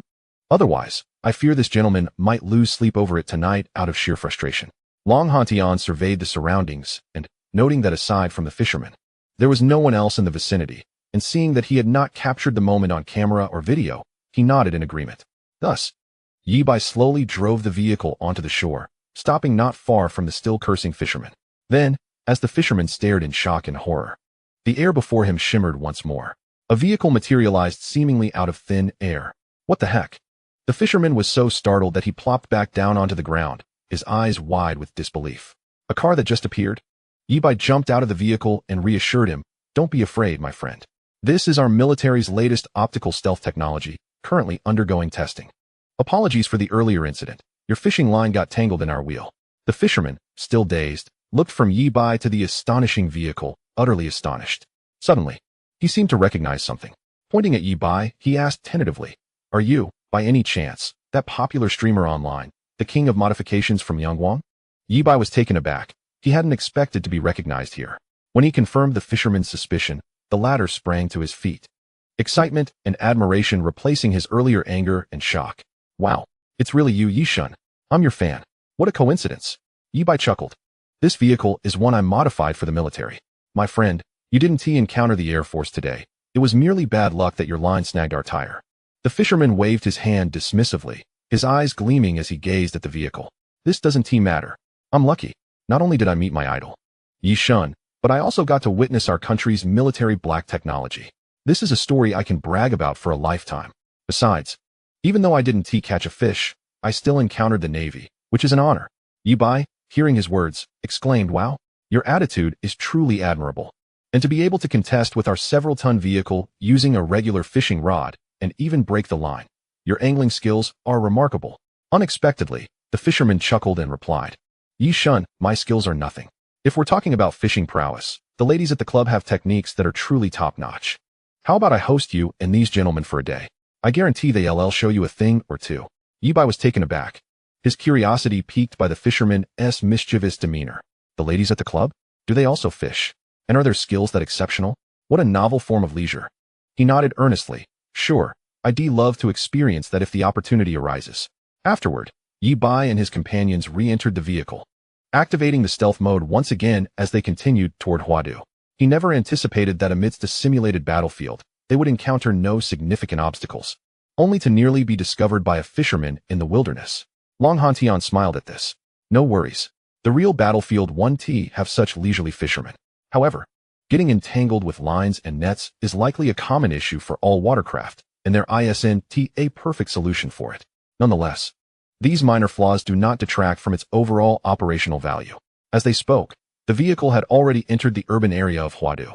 Commander Long, shall we increase the testing difficulty? Before Long Hantian could respond, Yi Bai had already pulled out his phone, dialing Jean Yang's number. Secretary Jean, there has been a slight alteration in the testing plan. Please, Mr. Yi, Jean responded. Immediately notify the police and security systems in Huadu. A highly modified vehicle, belonging to a notorious bandit, is recklessly roaming the urban expanse of Huadu. It is believed to be armed with dangerous firearms and ammunition. We implore that all available resources be mobilized immediately to conduct a citywide search for this vehicle. It must be located without delay. Long Hantian, listening intently, felt a surge of excitement. This was the true test of combat. Chapter 182. Enforcing a lockdown. Are you aware of the outcome? Upon hearing Yi Bai's directive, Jean Yang's heart raced. A bandit? Dangerous firearms? A citywide pursuit? He could not afford to hesitate for even a moment, promptly responding in a grave tone. Yes. I will attend to it at once. After ending the call, Jean Yang swiftly issued a stern special operational order to the Huadu Public Security Bureau in the name of the Secretary General of the Municipal Committee. The mandate required the Public Security Bureau to immediately activate the highest level of emergency response, employing all available investigative measures to apprehend a highly dangerous target vehicle across the city. Simultaneously, it was clearly instructed that this operation must be conducted under absolute confidentiality, with minimal disruption to the normal traffic flow and the daily lives of residents. Finally, he emphasized that he would personally oversee the command center of the Public Security Bureau throughout the operation. As the order was issued, the entire apparatus of Huadu's law enforcement sprang into action at remarkable speed. The individual responsible for leading this operation was none other than Wang Chao, the head of the Municipal Criminal Investigation Team, who had previously achieved great merit during a cross-province drug trafficking pursuit. The moment Wang Chao received the command, a fierce resolve ignited within him. He promptly gathered his elite criminal investigation team members for an urgent strategy meeting. The message was clear. This was a high-level operation. Wang Chao pointed to the map, stating, the adversary is a heavily armed bandit, with a vehicle that has undergone extensive modifications, boasting formidable counter-surveillance capabilities. We must not let our guard down. He swiftly began to delineate the tasks. First, immediately notify all highway entrances, national road access points, and key traffic arteries to establish watch points and control all exit routes from the city. Every suspicious vehicle leaving the city must undergo meticulous inspection. Second, mobilize all our undercover operatives. They should ride electric bikes, masquerading as delivery personnel, to infiltrate every corner of the city, particularly in remote alleys, older districts, and areas with sparse surveillance. The enemy would undoubtedly avoid drawing attention on bustling thoroughfares. Thus, national roads and main arteries should not be our primary focus for search efforts. As Wang Chao was intensively strategizing, the director of the Municipal Transportation Bureau, Lei Chuyang, hurried to the command center. With a serious expression, he addressed Wang Chao. Captain Wang, our Transportation Bureau has fully activated overtime operations. All road network monitoring personnel are on duty, conducting a thorough inspection of the city's tens of thousands of surveillance cameras. Concurrently, all traffic officers have been mobilized, pointing to the marked red dots on the map. Lei Chuyang continued, we have set up dozens of temporary checkpoints under the guise of nighttime DUI checks throughout the city. While these checkpoints may be few, each is strategically located at traffic nodes, effectively covering most of the city. If that vehicle dares to hit the road, it will surely fall into our meticulously laid trap. Wang Chao gazed at the map, which portrayed a vast network of overt and covert points, mobile and fixed surveillance, and temporary roadblocks encompassing the entirety of Huadu. Nodding in agreement. Excellent. Everything is in place. Now, we merely need to wait for our quarry to appear. As Wang Chao and Lei Chuyang diligently organized their extensive net, Jin Yang was simultaneously relaying all operational plans and personnel deployments to Long Hantian, who was situated in the Phantom Chariot. Long Hantian, perusing the meticulously detailed capture strategies on his phone, could hardly contain his amusement. Ha! These youngsters are doing splendidly. He heartily patted Yi Bai on the thigh, laughing uproariously. Yi Bai, you rascal, you've truly outdone yourself. This effectively hands us the answers on a silver platter. Whatever methods they employ to capture us, we will evade. Wherever they search, we simply will not be. Inside the vehicle, Yang Xiaomin and Zhang Ming exchanged amused glances while reviewing the plans on their phones. This isn't merely a test. It's clearly a game of hide-and-seek with all the cheats activated. Soon, the vehicle arrived at a highway toll station in Huadu. They watched as multiple police cars sped in, quickly establishing a temporary checkpoint not far from the toll booth. Armed special police vigilantly inspected every passing vehicle. Yet their phantom vehicle boldly glided past the watchful eyes of the officers, evoking an exhilarating sensation of being unseen in plain sight, leaving the car's occupants with a unique thrill. Once inside the city, gazing upon the vibrant urban nightscape, Yi Bai could not help but exclaim, "What a pity. If only we could live stream this, the viewership would undoubtedly skyrocket." "Next time," Long Hantian cheerfully replied, "when the military next enlists your services for modifications, I shall see if I can request permission for a live stream. Then, the entire nation will witness your prowess." "Absolutely." Yi Bai's eyes sparkled at the prospect. "If you can facilitate that, I shall have no qualms about modifying military vehicles in the future." As the police's extensive net began to unfold, Yi Bai remained unperturbed, taking on the role of a tour guide, immersing his companions in the cultural essence of Huadu. They avoided renowned tourist attractions, instead opting for locales rich in local flavor. They even ventured to a food street, where the mingling aromas of barbecued delicacies, crayfish, and beer tantalized their senses, though they could not partake. They quietly parked beside a group dancing in the square, relishing a lively performance of the latest ethnic dance. The distinguished figures in the vehicle, accustomed to high-status lives, found this grounded experience delightful and refreshing. However, while Yi Bai and his companions enjoyed their leisurely excursion, Jin Yang, stationed in the command center of the Municipal Public Security Bureau, felt an intensifying pressure. Time slipped away. Half an hour, 2 hours. The law enforcement presence across Huadu had nearly reached its limits. Thousands of police officers and tens of thousands of surveillance cameras had meticulously scoured the city repeatedly. Yet, the outcome was utterly fruitless. Not only had the notorious bandit vehicle evaded capture, but not even the slightest hint of a clue had surfaced. The city remained eerily calm, as though no event had transpired at all. Jin Yang watched the stagnant real-time updates on the large screen, beads of cold sweat forming on his brow. Chapter 183. Is the military on a roll? Captain Wang, intensify the efforts. In the command center, Jin Yang could no longer remain seated, issuing a command to Wang Chao with an undeniable tone. Wang Chao, upon receiving the order, felt the weight of pressure as well. He immediately turned to the Transportation Bureau Director, Lei Chuyang. "Old Lei, have there been any discoveries on your end? Any trace, however minute, would suffice." Lei Chuyang wiped the sweat from his brow, shaking his head in exasperation. "Captain Wang, there is truly nothing. We have thoroughly examined the city's surveillance network and still found no vehicles matching the suspect's description. However, we did manage to catch a number of vehicles that were overdue for inspection and some with false plates, resulting in a considerable amount of fines." Wang Chao listened to this unexpected outcome with a look of disbelief. "We can't continue to wait idly. Since we cannot locate them, we must take action. The vehicle may be carrying hazardous materials. We cannot gamble with the safety of the public." He addressed everyone at the command center. "Immediately implement the second plan. Under the pretense of a gas pipeline leak repair, we will execute temporary evacuation and traffic control in several designated suspicious areas." Jin Yang, upon hearing Wang Chao's decision, promptly relayed the information to Yi Bai. "We are preparing to enforce personnel control in certain areas." Yi Bai, who was admiring the night scenery from his car, was taken aback by this news. He hadn't anticipated things escalating to such a degree. If an entire city were to be placed under lockdown due to one test of his, it would be a considerable loss.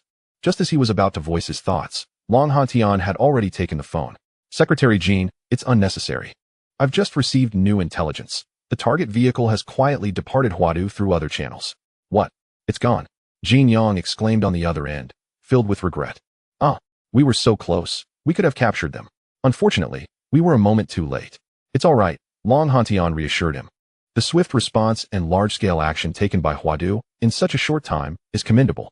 Your mobilization and execution capabilities are impressive. I am quite satisfied. After hanging up, Long Hantian glanced at Yi Bai, who was smiling silently, and couldn't help but shake his head. Enough of the testing. The performance of this all-terrain optical stealth pickup has far exceeded my expectations. It is simply remarkable. I can hardly wait to utilize it in the upcoming military exercise. I must capture that cunning old fox, Long Guangzi, alive. Military exercise? Yi Bai queried, intrigued. When is it? Well, that's a military secret. Long Hantian replied with a mysterious smile, then added, but it won't be long. He then took out his phone and began operating it. Soon, Yi Bai received a bank notification on his phone. The final payment of 30 million has been transferred to you. Long Hantian appeared quite generous. All settled.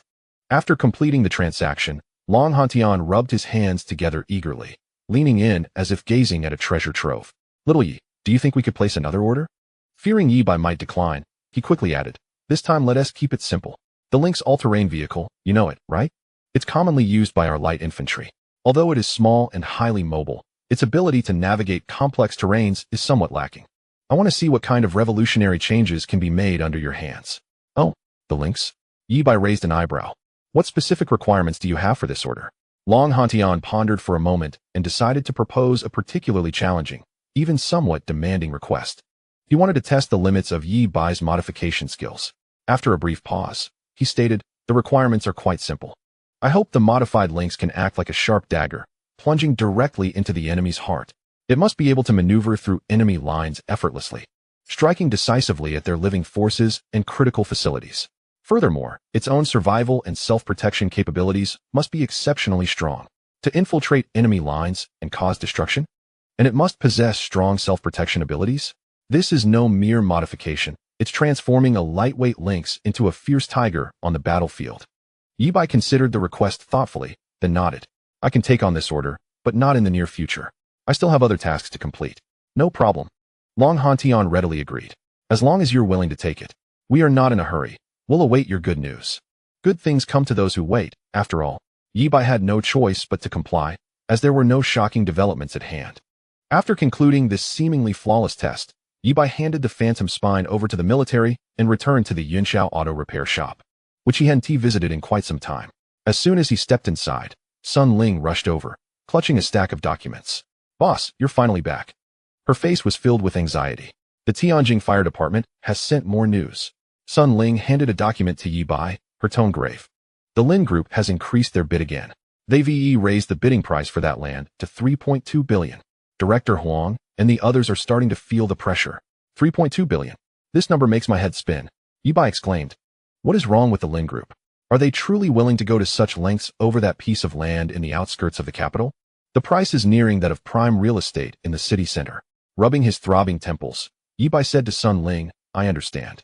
Please respond to Director Huang, urging him to hold the fort a bit longer. Just tell him that I will soon be able to secure the funds.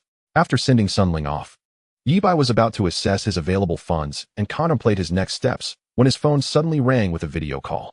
Yi Bai was momentarily bewildered. Who would be video calling him at this hour? Upon checking, he discovered it was his mother. Chapter 184. After all this time, it's his mother's family making a move? Yi Bai answered the video call, and immediately, a breathtakingly beautiful face appeared on his screen. His mother, Lin Shushua, though nearing 40, seemed untouched by the passage of time, looking as though she were a well-preserved woman from a wealthy family. Son, how have you been lately? Are you adjusting well to life outside? It's been so long since I last saw you. Your mother misses you dearly. Yi Bai felt a warmth in his heart and smiled as he replied, Mom, I'm doing well, and I've gotten used to it. Lin Shushua looked at her son with eyes filled with affection and a hint of regret. By the way, remember I promised to secure a piece of land for you in the capital for your entrepreneurial endeavors when you go to university? Unfortunately, that land has been stalled by the Development and Reform Commission, and it hasn't been approved yet. I found out that the Tianjin Fire Department is also contesting for this land. But don't worry, it's just a minor inconvenience. I will eventually help you secure it. Hearing this, Yi Bai was utterly stunned. The Tianjin Fire Department? Land in the capital? All this time, the Lin Group, which had been fiercely contesting the bid and driving the price to over 3 billion, turned out to be his mother's family. On the other end of the video, Lin Shushua was unaware of the turmoil in her son's heart. She looked at Yi Bai's slightly gaunt face and said with concern, I'm sorry for the hardships you've faced lately. Here, Let me transfer 1 billion to you as pocket money. Please ensure that your father remains unaware of this matter. It is our little treasure trove. After a brief pause, she admonished me in a tone reminiscent of someone with experience. You may spend this money as you will, seeking friendships or flings as you desire. However, do avoid pursuing those starlets. Do you understand? As individuals from affluent families, we must maintain a degree of discretion. We cannot allow the ordinary folk to glimpse the joys of our celestial abode. Listening to my mother's fervent words, I couldn't help but feel a mixture of amusement and exasperation, hastily waving my hands in refusal. Mother, there's no need for that. I have grown up now and wish to be self-reliant. I can earn my own money. Furthermore, please refrain from contesting that piece of land any longer. By not pursuing it, you would be rendering me the greatest assistance. Upon hearing this, Lin Shushue was momentarily taken aback, a look of confusion crossing her face. Why is that? Your father endured the hardships of entrepreneurship in his youth for your sake. You could easily enjoy a life of comfort. Why do you insist on embracing the struggles? At that moment, Sun Ling approached cautiously, clutching a stack of new documents. As she handed them to me, our fingers brushed together, and in that instant, I felt a jolt of electricity surge through me. Flustered, her cheeks flushed like a startled fawn, she quickly withdrew her hand. Meanwhile, Lin Shushue, observing intently from the video call, had keen eyes that captured the moment instantly.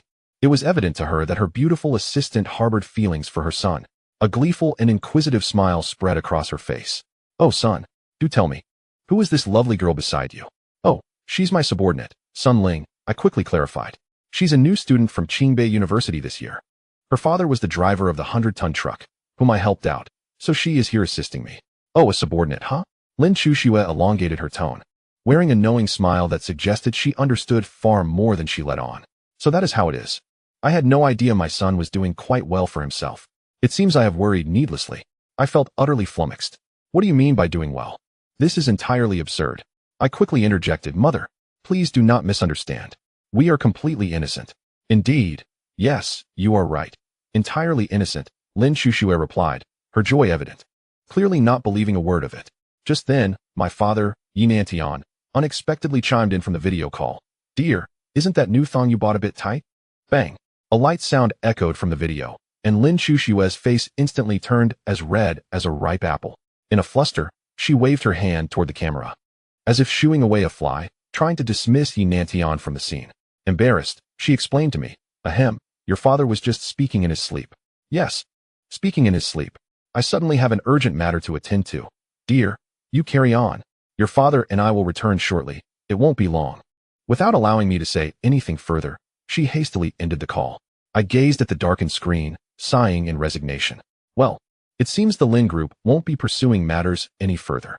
However, to secure that piece of land, at least 100 million is required. Currently, I have just received 30 million, which, when combined with my previous funds, totals 70 million, still a significant distance from the required amount. As I pondered this, the system notification suddenly echoed in my mind. Ding! Detected that the second D-Class vehicle, Phantom Spine, has completed its modification and upgrade. The system has automatically submitted the task due to timeout. Ding! System upgrade task progress has reached 210. Reward, Eagle Eye. Eagle Eye. Just as I became intrigued by this reward, I instinctively turned my head and caught sight of Sun Ling, who, due to the heat, had removed her outer garment, now clad only in a cool tank top. In the next moment, my face flushed crimson. I was astonished to discover that this so-called Eagle Eye, when viewing lighter, more revealing garments, provided me with a rather transparent effect. That thin tank top appeared to me as if it were a sheer veil, and Sun Ling's alluring figure was laid bare before my eyes, unencumbered and vividly clear. How strikingly voluptuous. Unaware of the tumult within me, Sun Ling thought I was parched and lowered her head to prepare a cup of tea for me. As she did so, a rush of heat surged from my nostrils. Brother Bai, are you all right? Sun Ling exclaimed, startled upon seeing my nosebleed, rushing to inquire with concern. I am fine. I hastily covered my nose. Just a bit overheated. Yes, overheated. Seeing this, Sun Ling swiftly grabbed some tissues and moved closer to assist me. As she approached, my surroundings spun, dazzling me with a bright blur. You, please turn away from me, I urged. Though confused, Sun Ling complied, turning her back. I gazed at her gracefully contoured silhouette, perfectly accentuated by her jeans, and felt my nosebleed intensify. Chapter 185, Embarking on New Ventures, Modifying Taxis. I hurriedly grabbed some oily paper towels from the nearby workbench, hastily tending to my nosebleed. Then I promptly closed my eyes, concentrating intently. Fortunately, I could voluntarily deactivate the Eagle Eye skill. As I did so, the overwhelming dizziness that threatened to burst my brain gradually subsided. I let out a long sigh of relief. While the Eagle Eye skill is indeed powerful, its consumption is frightfully taxing. It would be prudent to keep it deactivated in everyday life and only activate it during critical moments. At this juncture, the system notification sounded once more in my mind. Ding. Congratulations, host. System upgrade task progress 1. Reward. 1 free attribute point. I allocated it to my physique without hesitation. No sooner had I made my choice than a warm and potent vitality surged through my limbs. The weakness and fatigue caused by activating the Eagle Eye vanished in mere moments. I could distinctly feel my body becoming stronger and more robust than before. As I reveled in this remarkable transformation, the sound of an approaching car engine drew near, finally halting at the entrance of the repair shop. A driver in a taxi company uniform stepped out, his face etched with worry as he entered the garage. "Boss, can you repair cars?" the driver inquired, glancing uncertainly at the somewhat dilapidated repair shop. "My taxi's engine seems to be malfunctioning. It runs like an old man wheezing. The company will reimburse the costs. So please see if you can fix it." I glanced at the old taxi parked at the entrance and nodded.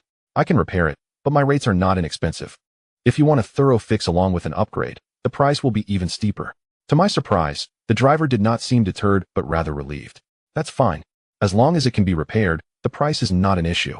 Our company has a policy that allows full reimbursement as long as the repair costs do not exceed a certain amount." As he spoke, he extended 3 fingers. Yi Bai raised an eyebrow. "Are you certain?"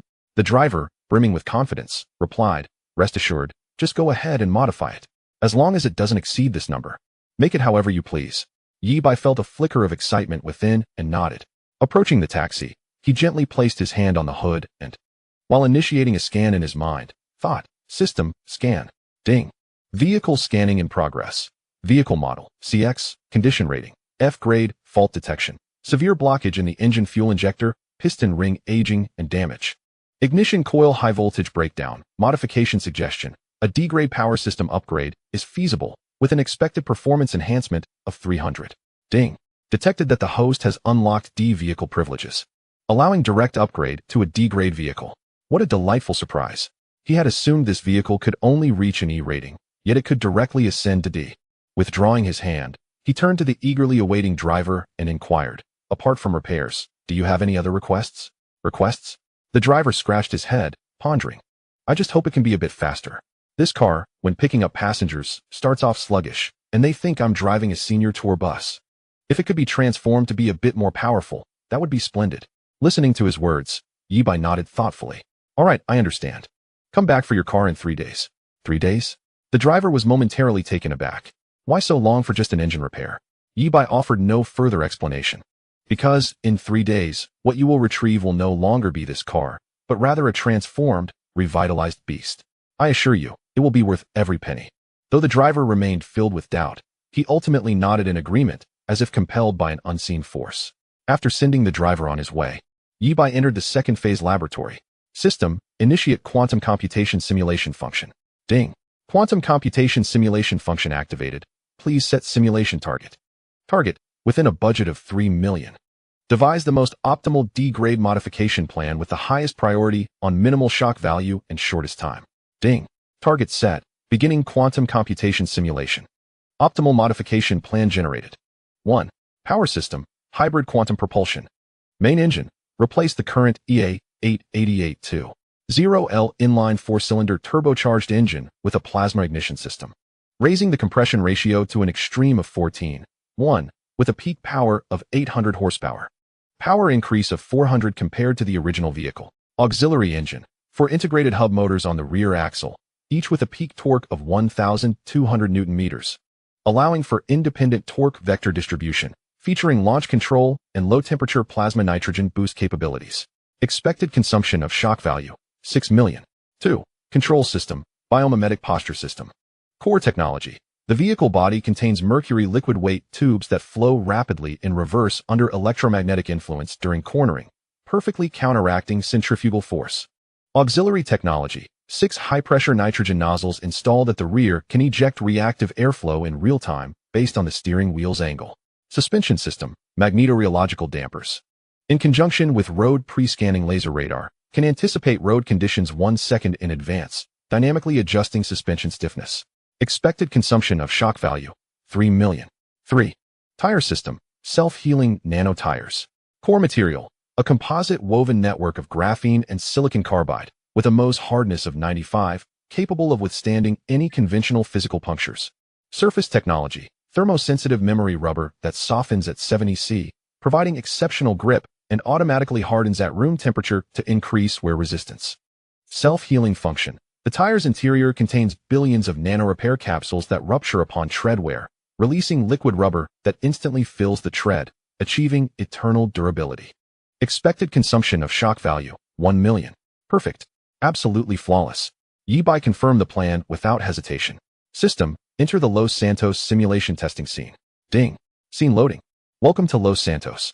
In the next moment, the scenery before Yeebai transformed instantaneously. When he opened his eyes again, he found himself in a completed modified taxi. Grasping the steering wheel, he took a deep breath and pressed the accelerator to the floor. Boom. Accompanied by a terrifying roar. This seemingly ordinary taxi shot forth like a cannonball. The overwhelming force pressed him firmly against the seat. Drifting, cornering, launching, every action flowed seamlessly and flawlessly. After an exhilarating test drive, Yeebai reluctantly exited the simulation. Now, it was time to commence the actual transformation. Chapter 186. Not accepting passengers, but you say catching cheaters? The door must be kicked open. Having finalized the modification plan, Yeebai immediately set to work. All orders were placed in an instant and would be delivered within the next 2 days. During the wait for the parts to arrive, Yeebai busied himself crafting some components that were otherwise unattainable. 2 days later, all parts and equipment were in place. Yeebai stood before the dilapidated taxi and took a deep breath. He swiftly disassembled the vehicle into countless independent components, like a skilled butcher preparing meat. Then, he began the true transformation, replacing the engine, implanting the plasma ignition system, installing hub motors, laying mercury liquid weight tubes, welding nitrogen nozzles, assembling self-healing nano tires. He worked tirelessly for an entire day and night.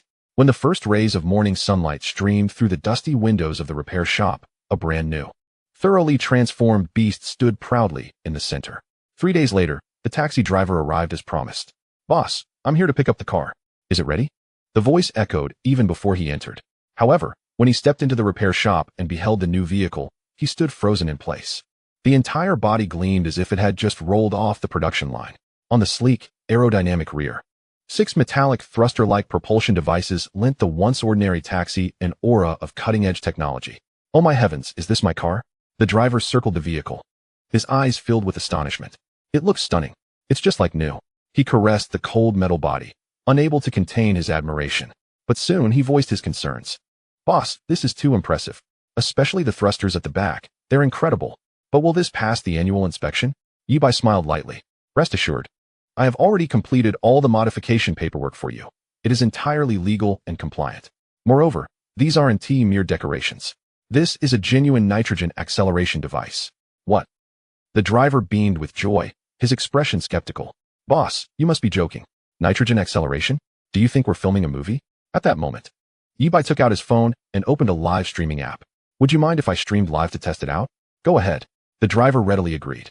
Yeebai titled the live stream Explosive Modification of Taxi, Live Delivery, and promptly began broadcasting. Instantly, a multitude of viewers flooded into the stream. "Wow. The streamer is live again. What incredible vehicle has been modified this time? Wait, a taxi? Are you serious, streamer?" The taxi appeared to possess some peculiar differences, didn't it? "What is that at the rear? Nitrous acceleration? Wouldn't that make it a racing car?" In the live broadcast room, the comments flowed rapidly. Yeebai directed the camera towards the newly transformed taxi and the incredulous driver. "Today, we shall conduct a live vehicle inspection. If this car does not meet your expectations or fails to deliver on my prior promises, I shall not charge a dime for the modifications and will issue a full refund." Upon hearing this, the driver boldly waved his hand. "All right, it's settled." Under the watchful eyes of countless viewers, the driver opened the car door and took his place in the driver's seat. Yeebai leisurely settled into the passenger seat, while Sun Ling, who had just arrived at the repair shop to see what Yeebai was up to, was effortlessly pulled into the back seat. The driver gripped the steering wheel, feeling a slight sweat on his palms. Taking a deep breath, he gently pressed the accelerator. Instead of the expected sputtering, A deep roar filled the air. In that instant of acceleration, the driver felt an unmistakable difference from before. He drove around the nearby streets, each detail of the vehicle bringing him unprecedented delight. My goodness, this is simply astounding. He parked the car steadily by the roadside, turned to Yi Bai, his eyes brimming with astonishment. Boss, your craftsmanship is absolutely incredible. I am thoroughly satisfied. Just tell me, how much do I owe you? However, before he could finish his sentence, a series of urgent knocks on the window interrupted him. A young man in a white, high-end shirt, handsome yet visibly anxious and angry, stood outside the window. Driver, are we going or not? The driver instinctively raised his hand to decline. Sorry, brother, but I still have to catch someone cheating. The young man bit out those 4 words through gritted teeth. As soon as he spoke, the driver's expression shifted to one of utmost seriousness. Yi Bai, seated in the passenger seat, spoke directly. Get in. The young man paused for a moment, then without hesitation, opened the back door and climbed inside. The driver, neglecting to inquire about the fare, released the handbrake, his hands gripping the steering wheel with fervor, determination igniting in his eyes. Sun Ling, in the back seat, was left stunned by this sudden turn of events. She looked at Yi Bai, perplexed, and whispered, Didn't you just say you wouldn't take passengers? Yi Bai turned to her, his expression enigmatic, and slowly shook his head. You wouldn't understand. This is a silent understanding that exists between men. The driver, now serious, addressed the young man. Brother, for today's job, I want to take a cent. But, when we arrive, I must be the one to kick the door down. After a brief silence in the live broadcast room, an avalanche of comments inundated the screen. No way. I never expected that watching a car modification live stream would lead to this kind of excitement. Catching someone cheating? Host. Quick. Follow them. Keep the camera focused. No one is leaving today? Haha. The driver is awesome. That kick must be his. Now that's a true veteran. Back when I was driving rideshare in the capital, I encountered something similar. That scene was exhilarating. What is that compared to? When my aunt caught my uncle cheating, I broke my leg. Just after surgery. I heard the news and pulled out the 4 to rush out. What a thrill. Goodness. This live stream is getting more and more intense. Chapter 187. You modified a taxi, and it has nitrous acceleration? Edited. The atmosphere in the car suddenly turned grave. Brother, where to? Yi Bai turned to the young man, his face etched with anger. To a hotel? Or home? Home. The young man gritted his teeth. Houting number 1. Houting number 1. The driver gasped. That's the most famous affluent villa area in our city. It's at least 30 kilometers away. Driver, please hurry. The young man urged, panic evident in his voice. I'm afraid I won't make it in time. Won't make it in time? Yi Bai raised an eyebrow. Aren't you going to catch someone cheating? How could you let her know ahead of time? A hint of regret flashed across the young man's face. She just called me, and she was breathing heavily. I couldn't help but crush the apple in my hand. I'm afraid she heard the sound and will suspect something. At this revelation, the car fell into a heavy silence. Yi Bai couldn't help but gasp. Goodness. Man, your grip is impressive. However, it's not impossible. Driver, step on it. Yi Bai immediately instructed. I can't. The driver replied, a pained expression on his face. This is already the fastest I can go. Any quicker, and I'll be speeding. Upon hearing this, Yi Bai sighed in disappointment. Although this car boasted nitrous acceleration akin to a rocket, traffic rules must be adhered to. He couldn't possibly risk sending this newly modified beast straight to the traffic police just for the sake of catching someone cheating. While contemplating the situation, he glanced curiously at the young man. Brother, if you're living in a villa, you must be driving a luxury car too, right? How could your girlfriend? A trace of bitterness and helplessness crossed the young man's face. Isn't it because of my job? I travel around the world for work, often away for 10 days or half a month at a time. Intrigued, Yi Bai leaned in. Oh, a flight attendant? Sun Ling chimed in. Given his demeanor, he might even be a captain. The young man managed a bitter smile. Yes, I'm a captain. I've never deviated from my flight path. Yet, my wife, who lies beside me, constantly strays. As he spoke, tears welled in his eyes. Men seldom shed tears. But when they do, it's because they're truly heartbroken. Witnessing the tears rolling down the captain's cheeks, fury ignited within the driver's dark visage. Damn it. The people I despise most in life are those. Brother, don't cry. I'll take care of this today. Isn't it just speeding? Isn't it just a fine in points? I'll bear the consequences alone. Today, even if the King of Heaven shows up, no one will stop us from catching that cheating scoundrel. With that, he slammed the accelerator to the floor, racing towards the distant Houting number 1. The live broadcast room erupted after hearing the captain's story. Wow, a captain. Truly a person of distinction. Handsome, wealthy, and so loyal. Is his wife blind? What a disgrace. Cheating has only 0 times or countless times. Brother, don't be sad. Leaving such a scoundrel, you deserve better. Damn, this makes me furious. I want to reach through the internet and slap that woman. At that moment, a sudden and urgent ringtone echoed within the vehicle once more. It was the same woman's call. This time, however, it was a video call. Quick, stop crying. Wipe your tears. Yi Bai urged hastily. The captain inhaled deeply, forcing himself to suppress the anguish swelling within. He wiped his face with the back of his hand and promptly pressed the answer button. One must admit, the woman's beauty was indeed remarkable, with delicate features and fair skin.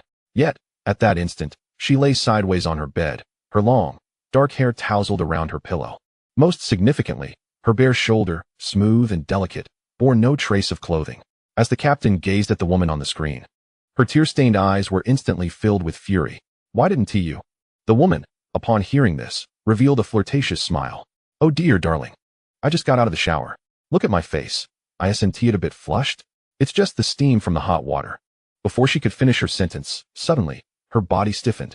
She seemed to realize her indiscretion. The vehicle was engulfed in exclamations of disbelief.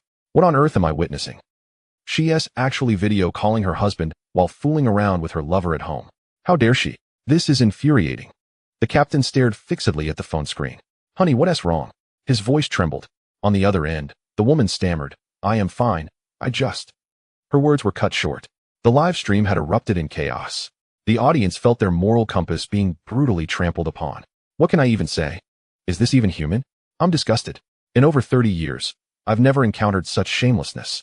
Driver, forget about speeding. Today, even if you wreck this car, you must make her pay. Chapter 188. Husband catches cheating wife on video call. On the other end of the phone, after a gasp of disbelief, silence ensued for a brief moment. A few seconds later, the woman finally caught her breath. She forced a somewhat unnatural smile at the camera. Oh, darling. I just accidentally strained my back. It hurts so much. The captain observed this woman, still awkwardly acting, her bloodshot eyes betraying a chilling depth of despair. Yet, he managed to restrain himself, even feigning concern as he gently asked, You strained your back? Is it serious? Do you need me to book a doctor for some chiropractic care? Sure. The woman's eyes brightened instantly. Honey, could you please transfer me $28,888? What? The captain feigned shock. For just some chiropractic care? That shouldn't cost more than a few hundred. The woman pouted playfully. Oh, you're so silly. I'm not using that money for chiropractic care. It's almost your birthday, and I want to buy you a gift. You've always wanted that latest Alienware laptop, right? I'll go buy it for you. Hearing this, the captain felt an overwhelming surge of anger. However, he still managed to force out a single word through gritted teeth. Fine. Yet, just as the words left his lips, the woman on the other end suddenly began to scream even more frantically. The captain's eyes nearly popped from their sockets. Still, he summoned the last vestige of his reason to suppress his fury. Honey, what's wrong? What is happening? The audience in the live stream was on the brink of a collective meltdown. Although they understood the captain was merely playing along, they were still infuriated. Meanwhile, Yi Bai's live stream received an official warning from the platform. Fortunately, after a brief interval, the woman's screams gradually subsided. She breathlessly returned her face to the camera, a hint of illness on her visage. I am fine, darling. I was just getting some chiropractic care. The therapist used a fascia blade, and it hurts so much. Chiropractic care? The captain feigned confusion. Aren't you at home? Where did this therapist come from? Oh, I hired someone for at-home service. The woman explained nonchalantly. By the way, darling, could you send an 888 red envelope to this therapist? Just as a token of appreciation. Fine. The captain nodded, his bloodshot eyes fixed on the woman on screen as he enunciated each word carefully. Let us not do 888. I'll directly send him 144,444. Oh dear, that's too extravagant. The woman feigned distress. We need to save some money for living expenses. Just send him 44,444, and that should suffice. In the passenger seat, Yi Bai clenched his fists, feeling an overwhelming sense of disbelief. This is outrageous. After hearing the woman's words, the captain suddenly chuckled. All right, whatever you say. Today, I happen to have the day off, and we'll be heading home. I'll agree to anything you request.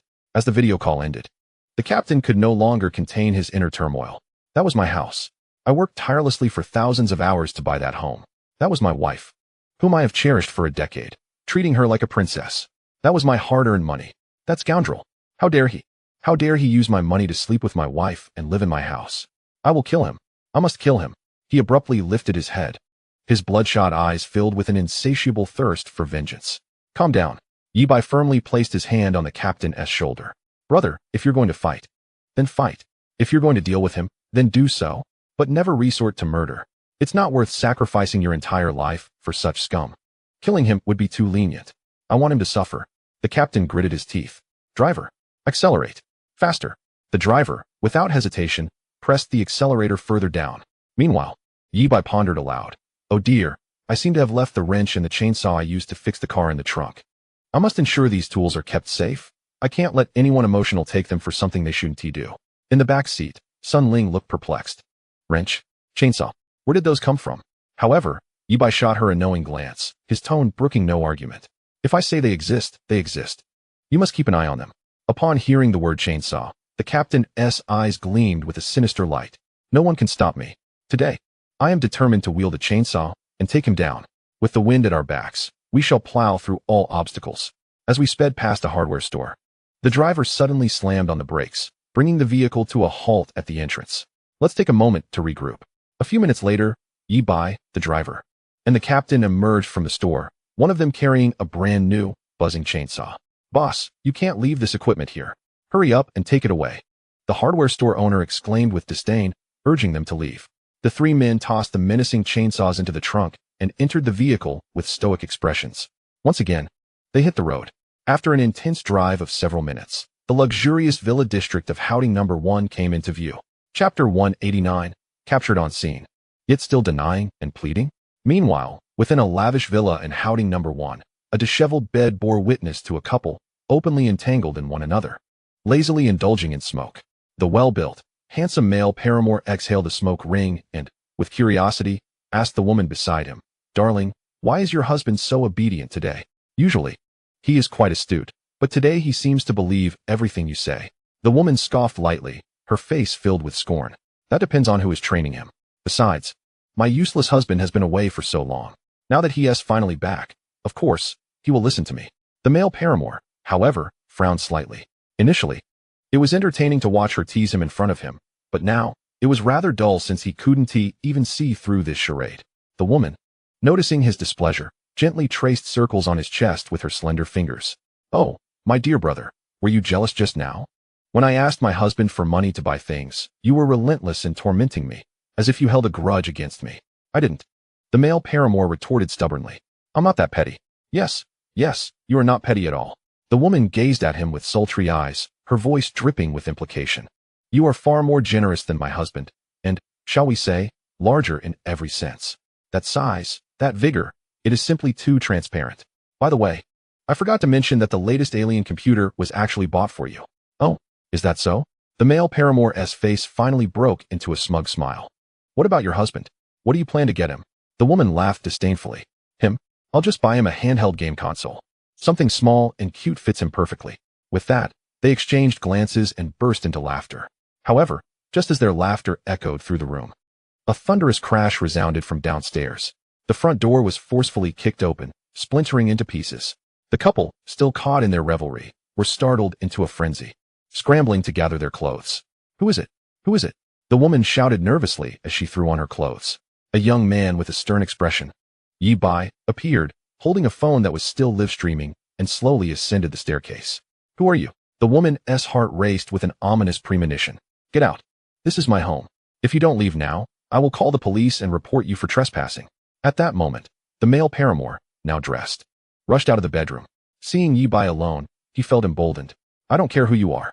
You better stop right now, or I will call the police and have you arrested. Ignoring their bluster, Yi Bai merely snorted in disdain. He raised his phone, pointing the camera at the arrogant male paramour. The ones who should be apprehended are you. I am here at the invitation of the true master of this villa. At his words, the male paramour's arrogant demeanor froze instantly. He instinctively turned to flee into the bedroom. Yet the woman remained unafraid, believing these intruders were merely bluffing. Don't spout nonsense. My husband is still on a business trip. Before she could finish, a figure she recognized all too well, yet felt immense dread towards, emerged slowly from behind Yi Bai. It was the captain. What struck her with the greatest terror was the sight of her usually gentle husband, whose eyes now brimmed with bloodshot rage, and in his hand, he held a buzzing chainsaw. Her mind went blank. She finally understood. All those affectionate gestures, the gifts, the time spent together, had all been a facade. Darling. Instinctively, she lunged forward to cling to her husband's leg, but the captain merely fixed his gaze on her, gritting his teeth as he uttered 2 words, "Get away." "No, darling.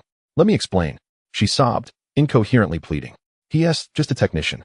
I only asked him to give me a massage. Nothing happened between us. I will give you one last chance. Get away. Honey, don't do this. I'm scared. There are outsiders here. You will embarrass me." "Outsiders?" Yi-Bai scoffed. "Driver, let us split up. We cannot let that scoundrel escape." "Understood," the driver replied, revving the chainsaw in his hand. The moment the woman heard that sound, she completely broke down, no longer concerned with clinging to her husband. She turned to the male paramour, who had fled to the bedroom. She fell to her knees before Yi-Bai and the driver, pleading, "Please, don't kill him. I beg you, don't kill him." Bowing her head repeatedly, she begged for mercy. This scene shattered the last remnants of reason within the captain. He was her husband. A surge of mixed emotions, humiliation, rage, and despair, overwhelmed him. With a sudden motion, he raised his hand and struck her face with all his might. The sound of the slap echoed as she was sent sprawling. The captain lifted the chainsaw high, his eyes fixed determinately on the direction of the bedroom. "Capture him." Saw him to pieces. In the live stream, countless men watching felt a tightening sensation in their groins at the sight of the raised, buzzing chainsaw. The image was enough to make one wince in pain. Chapter 190. Presenting video evidence. You say wearing it doesn't count as infidelity? The woman, who had been struck so violently that she was disoriented, suddenly struggled to her feet. She clutched the captain's arm, which held a chainsaw, and cried out hoarsely, "Darling, it's a misunderstanding. This is all a misunderstanding." A misunderstanding? The captain gazed at the woman, who was desperately defending her lover even now, and felt his heart bleed. With a sorrowful smile, he slowly retrieved another mobile phone from his pocket. He opened a video file and held the screen before her. "Did you really think I was merely video calling you? Did you believe I hadn't gathered any evidence? Look, what is this?" The screen displayed, in shocking clarity, the explicit footage of their recent encounter on the grand bed, a surveillance recording that left no room for doubt. The woman, upon witnessing the video, was rendered speechless. She could never have imagined that her husband, who usually catered to her every whim, would have taken such precautions. He had installed a hidden camera in their home. Yet, after a brief moment of shock, she stubbornly retorted, He merely entered. He didn't do anything. And besides, we had protection. That doesn't count as cheating." At this moment, everyone present, Yi-Bai, Sun Ling, the driver, along with thousands of viewers online, felt their moral compass being mercilessly trampled. Over and over again, having protection means it's not cheating? What kind of outrageous logic is that? Is this even something a person can say? The captain was so enraged by her words that he trembled with fury, unable to utter a single word. He simply kicked the woman, who continued to babble nonsensically, and dashed into the bedroom. However, the room was already empty. That scoundrel had taken advantage of their confrontation to flee. The captain rushed to the window and looked down, spotting a red Ferrari racing out of the Villa-esque garage like an arrow from a bow. And that car was his. "Get in. Chase," Yi-Bai shouted, commanding Sun Ling to stay and guard the scene. The captain grabbed a piece of the woman's clothing from the floor and dragged her, still arguing, down the stairs with Yi-Bai and the driver. They all jumped into the taxi once more. Once inside, the captain pounded his thigh in frustration. "Damn it. He got away." The driver lamented, "It's over. We want to catch up now. That's a Ferrari." The woman, forcibly pulled into the car, displayed a fleeting glimmer of joy at this remark. She even attempted to cover her exposed body with her husband's clothes. Yet, the captain responded with another furious slap. "Today, I will ensure you 2 scoundrels face complete social ruin before the entire internet." "Brother, I cannot support this. You must think carefully. This is still live." Yi-Bai quickly intervened. However, the captain disregarded him and restarted a live broadcast from his account. "If it gets shut down, so be it. Today, I will confront you 2 scoundrels to the bitter end." You've gone mad. You've lost your mind." The woman finally screamed in despair as the camera focused on her. Watching the woman, who was screaming like a lunatic, the captain felt his temples throb. In desperation, he tore off his shirt, soaked in sweat and rage, crumpled it into a ball, and forcefully covered her mouth. The woman, caught off guard by the suffocating sensation, turned red, struggling to push away the shirt reeking of male sweat, glaring at her husband with venomous eyes. But ultimately, she slowly put on the shirt, concealing her enticing form, and disdainfully remarked, "You will never catch him. Give up that hope. Her words seemed to be validated as the red Ferrari, with its unparalleled performance, sped away freely. Their taxi, albeit modified, could not compete and was gradually left behind. The Ferrari grew smaller and blurrier in their view. The atmosphere in the car turned desolate. The captain's eyes brimmed with frustration, while the driver sighed in defeat. Such a pity. We were so close to catching him. Looking back, we were careless. I should have charged in directly with the chainsaw to subdue the man. It's all my fault for wasting too much time upstairs. We should have sent someone to block the garage. Who would have thought there was an elevator leading directly to the underground parking lot? That's a tailor-made escape route for the lover. Poverty has limited my imagination. We were hasty, truly hasty. The captain probably didn't foresee that his convenient passage would ultimately assist another man. Enough with the complaints. What good is it to say this now? They are driving a Ferrari, and we are in a taxi. Even if modified, we can't catch up. It's over, it's over. The cooked duck has flown away. It's infuriating. Let us disperse. This affair cannot be resolved today. I can only wish the captain finds solace and distances himself from such scum. Just as everyone's spirits sank, believing this dramatic confrontation would end in failure. Yi Bai in the passenger seat suddenly let out a cold laugh. Not necessarily. He turned to the visibly disheartened driver and calmly said, "Activate nitrous mode." What? The driver was taken aback. "Boss, what is nitrous mode?" Seeing the confusion on the driver's face, Yi Bai smiled confidently. "Just move aside. I will drive. It's time to show you what true skill looks like." Chapter 191. It's just a taxi. Why can you drive fast? Buckle up. The moment Yi Bai finished speaking, he pressed an inconspicuous red button on the steering wheel marked with an N. Nitrous mode activated. Virum. Almost simultaneously. The 6 metallic vents at the back of the car ignited with a blue flame. Following this, an unimaginable surge of power erupted. Boom. The seemingly ordinary taxi let out a deafening roar. The terrifying acceleration slammed everyone back into their seats.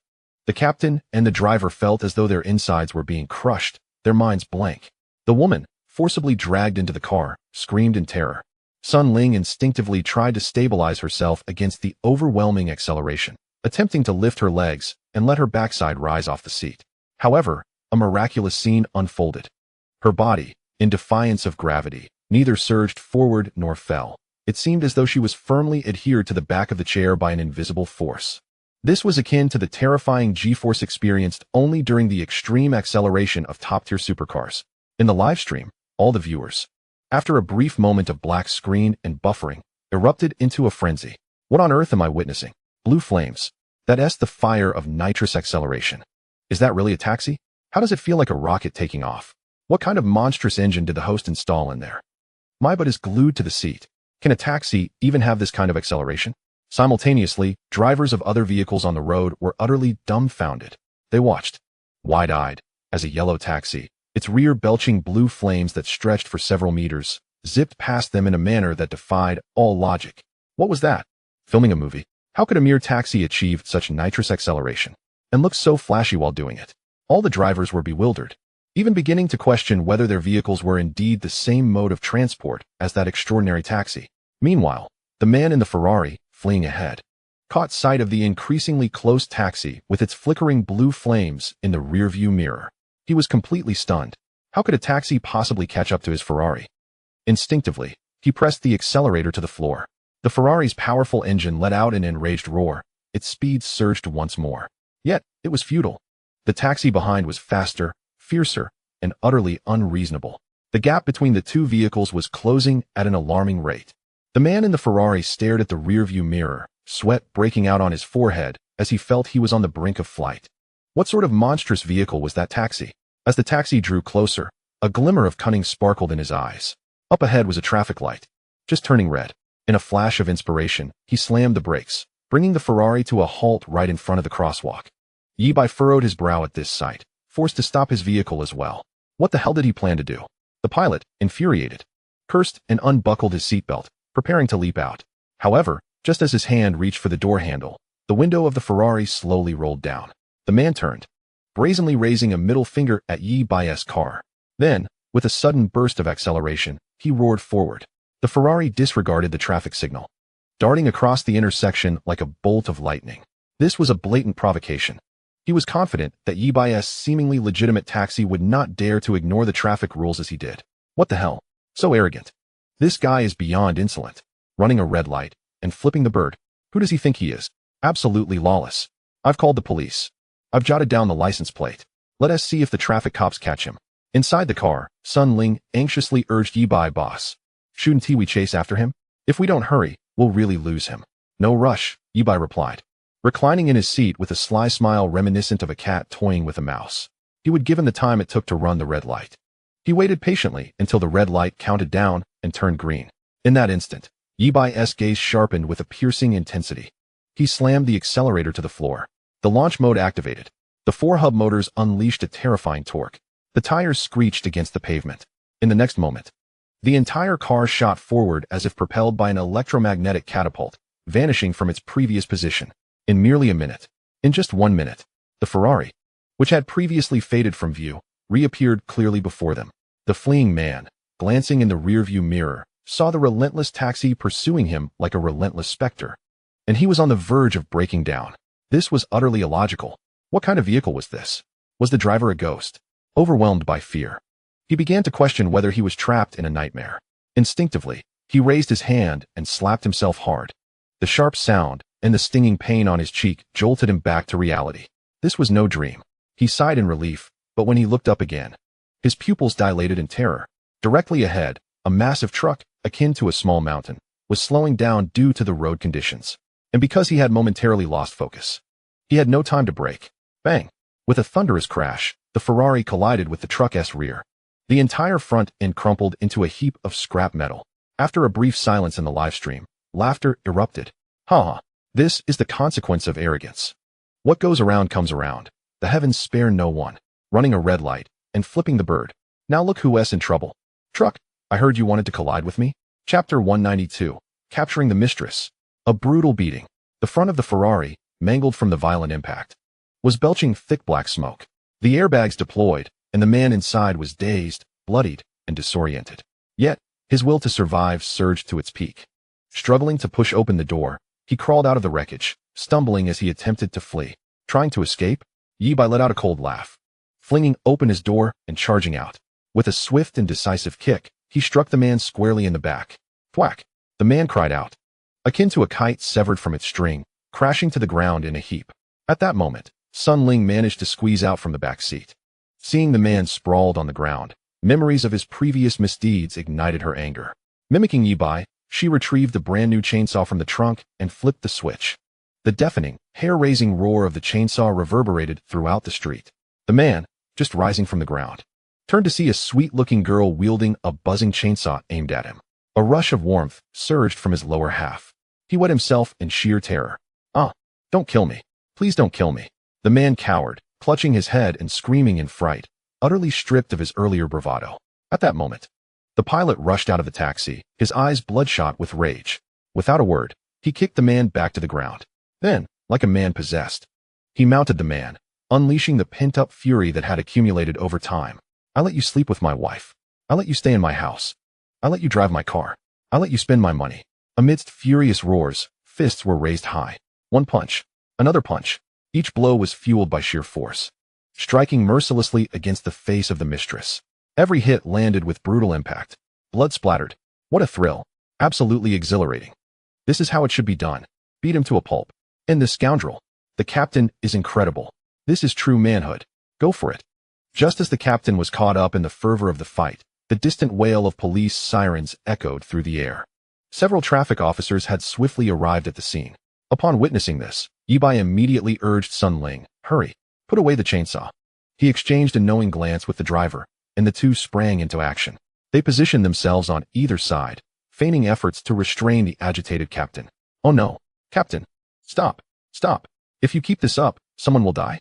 The driver shouted, inadvertently raising his foot and landing several heavy kicks on the already swollen face of the mistress. Calm down, bro. Calm down. Yi Bai joined in, attempting to mediate while also unintentionally delivering a forceful kick towards the mistress's groin. Haha, the intervention gets a perfect score. I wish I could join in and give him a couple of kicks too. That kick from Yi Bai was pure genius. A truly devastating blow. Before long, the traffic officers rushed over, straining to separate the enraged captain from his target. What are you doing? Stop it. Everyone, stand down. A young officer barked. Yi Bai looked up and was taken aback to recognize the officer, Cheng Cheng. Cheng Cheng, too, recognized Yi Bai, momentarily stunned, before pointing at the struggling captain. What is going on here? Why is he attacking someone in public? Yi Bai shrugged innocently. He.s. beating up the mistress. Beating up the mistress? Cheng Cheng paused at the phrase. Instinctively, he loosened his grip on the captain's arm. Seizing the opportunity, the captain lunged forward, delivering a flurry of kicks to the mistress still lying on the ground. Hey, comrade, calm down, calm down. Cheng Cheng snapped back to reality, rushing forward while shouting against the violence, inadvertently delivering 2 hefty kicks to the mistress as well. Only then did he manage to secure a firm hold on the captain. Calm down, comrade. We live in a society governed by law. Hitting someone is illegal. Let us discuss this at the station. Cheng Cheng stated with righteous indignation. The mistress, lying on the ground, pointed accusingly at Cheng Cheng. You, aren't you a cop? You hit people too? No sooner had she spoken than several arriving officers surged forward. One burly officer, seeing her still shouting, forcefully pinned her to the ground. However, the application of force was excessive, with his knee inadvertently pressing against her chest. With a cough, she spat out blood and became lethargic. As 2 officers prepared to assist her up, someone inadvertently tripped, causing her to crash back down onto the ground. Her head struck a curb, her eyes rolled back, and she lost consciousness. Observing the chaotic scene, Yi Bai approached Cheng Cheng to explain, Officer Cheng, here's the situation. This guy not only ran a red light, but also rear-ended a large truck ahead of him. Furthermore, the Ferrari he was driving belongs to the captain here. To top it off, he was involved with the captain's wife. Cheng Cheng, upon hearing this, wasted no time. He pulled out a ticket book and began writing furiously. Running a red light, reckless driving, attempted hit and run, unauthorized use of someone else's vehicle, maximum penalties across the board. While writing, he called out to his colleagues, quick, call 120. Don't let him die? That would be too lenient. At that moment, the captain's wife finally broke free from her restraints in the abandoned taxi, stumbling out. Upon seeing her beloved lying motionless on the ground like a rag doll, she completely unraveled. Frantically, she rushed to the captain, clawing and pounding on his chest, her voice hoarse with grief. Witnessing this, the crowd hurried to restrain the distraught woman. Held tightly by those around her, she glared at the captain, her eyes filled with venom. Let me tell you, your son and your daughter, they're not yours. They're mine and his. Mine and his. The captain froze, his mind blank, his eyes reddened, ready to charge back. Brother, calm down. Yi Bai grasped him tightly from behind. Brothers are like limbs. Women are like garments. Not worth it. Truly not worth it. Yi Bai shouted into his ear. Think of your children. Even if they aren't biologically yours. You've raised them for so many years. In their hearts, you are their only father. They will only recognize you, not that scum on the ground. Hearing the mention of his children, the captain's frenzied struggle gradually ceased. His taut body slumped down, arms wrapped around his head, sitting on the cold pavement, sobbing uncontrollably. Chapter 193. The shock value soars by 20 million. What a rush witnessing the captain's heart-wrenching sorrow. Those around fell into a profound silence. No one dared to approach. At this moment, any attempt at consolation would be futile. They could only allow him to vent his endless grievances. Yi Bai stood quietly for a moment, then turned to the taxi driver, who had been standing to the side, equally shocked and speechless. Sir, are you satisfied with this car? The driver, as if awakening from a dream, looked at the seemingly ordinary yet ferocious taxi, then at the mangled remains of the Ferrari in the distance, nodding vigorously. His eyes filled with astonishment. Satisfied. Extremely satisfied. Boss, your skills are simply divine. He exclaimed excitedly. How much? Name your price. 3 million. Yi Bai replied nonchalantly. 3 million? The driver's eyes nearly popped out of his head upon hearing this figure. He looked at Yi Bai in disbelief, his voice trembling. Boss, are you trying to rob me? Didn't we agree on 300,000? Why are you raising the price now? Yi Bai feigned innocence. I've always charged this amount for modifications.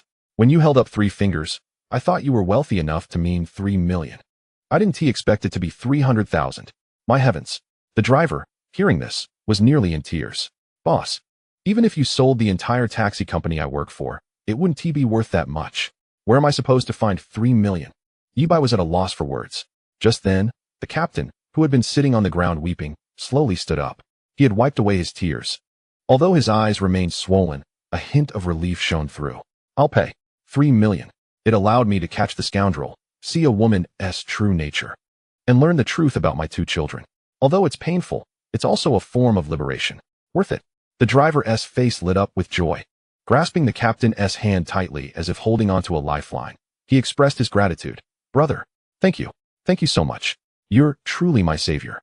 Saying this, he jumped into the $3 million taxi and sped away without a second thought.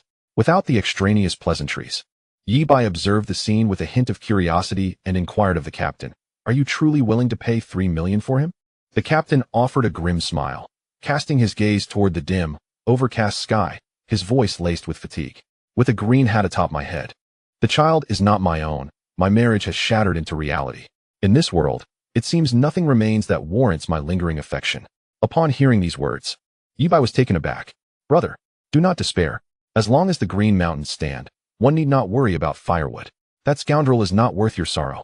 The captain shook his head and replied slowly, "It is not despair that weighs upon me. I am simply weary. For years, I have flown from one city to another. To others, I appear glamorous and free, yet in reality, I am but a lark trapped in the cockpit, soaring high but never truly witnessing this world. I yearn to live for myself, to explore the mountains and seas I have flown over but never set foot upon. Mr. Yi, may I ask if you could modify an aircraft for me?" Modify an aircraft? Yi Bai was momentarily stunned by the notion. He was not in a position to undertake such a task. He had yet to unlock the modification permissions for vehicles above D-class. Observing the captain's hopeful gaze, he hesitated before responding. While it is not impossible to modify an aircraft, it is far more complex than modifying a car. The starting price would be no less than 30 million. He intended this astronomical figure to dissuade the captain. However, the captain, undeterred, nodded in agreement and stated calmly, "As long as it is your modified aircraft, I will feel assured. If I lack the funds, I shall earn them." With that, he produced his phone and promptly transferred 3 million to Yi Bai. "This sum is for the taxi. I shall pay it now. The remainder serves as a deposit. Grant me 3 months, and I shall return with 30 million. At that time, I hope you can assist me in modifying an aircraft that will take me to see the world." Recognizing the determination in the captain's eyes, Yi Bai understood the gravity of his resolve. After enduring such a heavy blow, the desire to modify his own aircraft and travel the world had become his sole motivation for survival. With a sigh, Yi Bai finally nodded in agreement. After addressing the subsequent matters, Yi Bai returned to the Yunxiao Auto Repair Shop with Sun Ling throughout the journey. Sun Ling remained somewhat pensive. Upon arriving at the shop, she could no longer contain herself, lifting her gaze to Yi Bai and softly asking, "Boss, were your words of encouragement to the captain truly heartfelt?" "Which words?" Yi Bai inquired, somewhat confused. Sun Ling's voice was barely audible. "The one where you said, 'Brothers are like limbs, women are like clothes.'" Upon hearing this, Yi Bai chuckled, unable to resist gently pinching her nose. "Silly girl, what are you thinking? In that situation, how else could I offer counsel? I couldn't exactly tell him. Where there are no fragrant grasses, the old must give way to the new, could I?" With this explanation, the weight on Sun Ling's heart finally lifted. "Oh, I understand now," she replied cheerfully before turning to rush into the kitchen. "Boss, wait a moment. I will prepare dinner for you." Watching her exuberant figure, akin to a little rabbit, Yi Bai shook his head in amusement. He returned to his office chair and opened the system panel to check on the day's gains. Upon seeing the astonishing figure in the shock value column, he leaped from his seat in disbelief. The shock value, which had previously dwindled to nearly nothing, now skyrocketed as if propelled by a rocket, ultimately stabilizing at a jaw-dropping number, an increase of 20 million, just from a single live broadcast and an unexpected scandal. Such a terrifying shock value had been generated. Yi Bai gazed at this figure, filled with myriad sentiments. It seemed that no amount of high technology could rival the raw, heart-wrenching drama of betrayal, anger, and revenge in the eyes of the public. Chapter 194, Undertaking a New Task, Modifying the Humvee. Just as Yi Bai reveled in the monumental shock value, the door of the repair shop swung open once more. Long Hantian's towering figure appeared at the entrance. He wasted no time and directly asked, "Little Yi, do you have a moment?" Looking at Yi Bai, his face bore an unmistakable excitement. The project we discussed previously about modifying the Humvee has been approved by higher authorities. Moreover, the military has allocated 50 million as modification funds. 50 million. Yi Bai's eyes sparkled at the mention of this figure. He quickly calculated in his mind. After accounting for various costs, he could retain at least 40 million from the 50 million modification budget, coupled with the 70 million he already had. Amassing a total of 100 million in cash to bid on that plot of land would be more than feasible.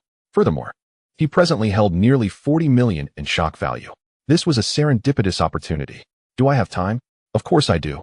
Yi Bai sprang to his feet, eagerly agreeing. Without delay, he followed Long Hantian directly to the heavily guarded Southern Military District. In a massive hangar, Yi Bai encountered the stars of the modification project, dozens of brand new Humvees. This vehicle, with its simple structure and lightweight design, resembled an open-top iron frame mounted on 4 wheels, appearing almost rudimentary. Yi Bai approached one of the Humvees, gently placing his hand on its body. System, initiate scan. Beep. Scanning vehicle. Vehicle model, Humvee 8x8 all-terrain assault vehicle. Condition rating, E-Class, performance intact. Modification suggestion, eligible for D-Class comprehensive performance upgrade. Indeed, it was an E-Class vehicle, eligible for modification to D-Class. Instantly, the outlandish requirements proposed by Long Hantian resurfaced in Yi Bai's mind. The vehicle should be capable of maneuvering through enemy positions for devastating strikes, while possessing formidable self-defense capabilities. He submitted these specifications along with the Humvee's parameters to the quantum computing simulation function of the second phase laboratory. Beep. Target set, commencing quantum computation simulation. In an instant, countless modification proposals cascaded through Yi Bai's mind like a waterfall. The powerful quantum computer, utilizing its immense processing capability, generated over 30 distinct modification schemes within seconds based on his criteria. Some emphasized extreme maneuverability, others focused on frontal firepower, while others prioritized defense and survivability. However, as Yi Bai scrutinized the shock values required for these proposals, his brow furrowed. Although all the plans were highly formidable, the most economical option required nearly 50 million in shock value. Currently, he possessed just over 40 million, leaving a gap of approximately 4 to 5 million. Money was not the issue. The primary concern was the insufficient shock value. Clearly, before modifying this war beast, he must devise a way to generate additional shock value. It can be modified. Yi Bai withdrew his hand and calmly said to the expectant Long Hantian, "However, your requirements are somewhat special. I need a few days to ponder before I can provide you with a final modification proposal." Upon hearing those words, Long Hantian was nearly propelled into the air with excitement. The request he proposed was, one might say, an almost insurmountable challenge given the current technological landscape. He had anticipated that Yi Bai would exhibit hesitation or perhaps outright refusal. To his astonishment, not only did Yi Bai agree, but he also suggested modifications.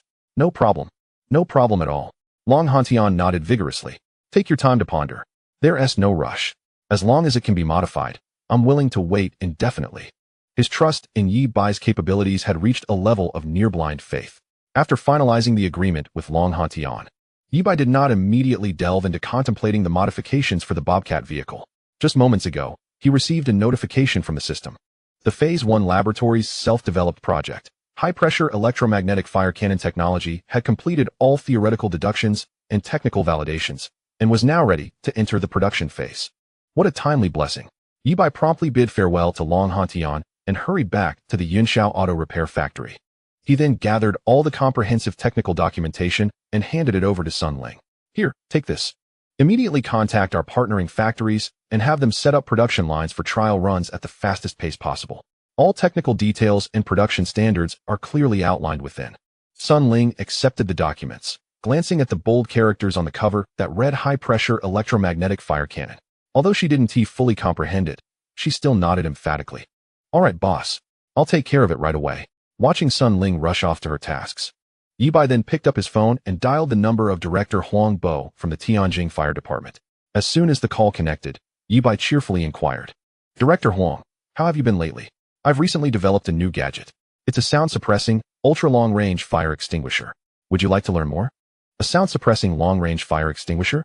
On the other end of the line, Huang Bo seemed taken aback by this intriguing combination. "Xiao Yi, are you joking?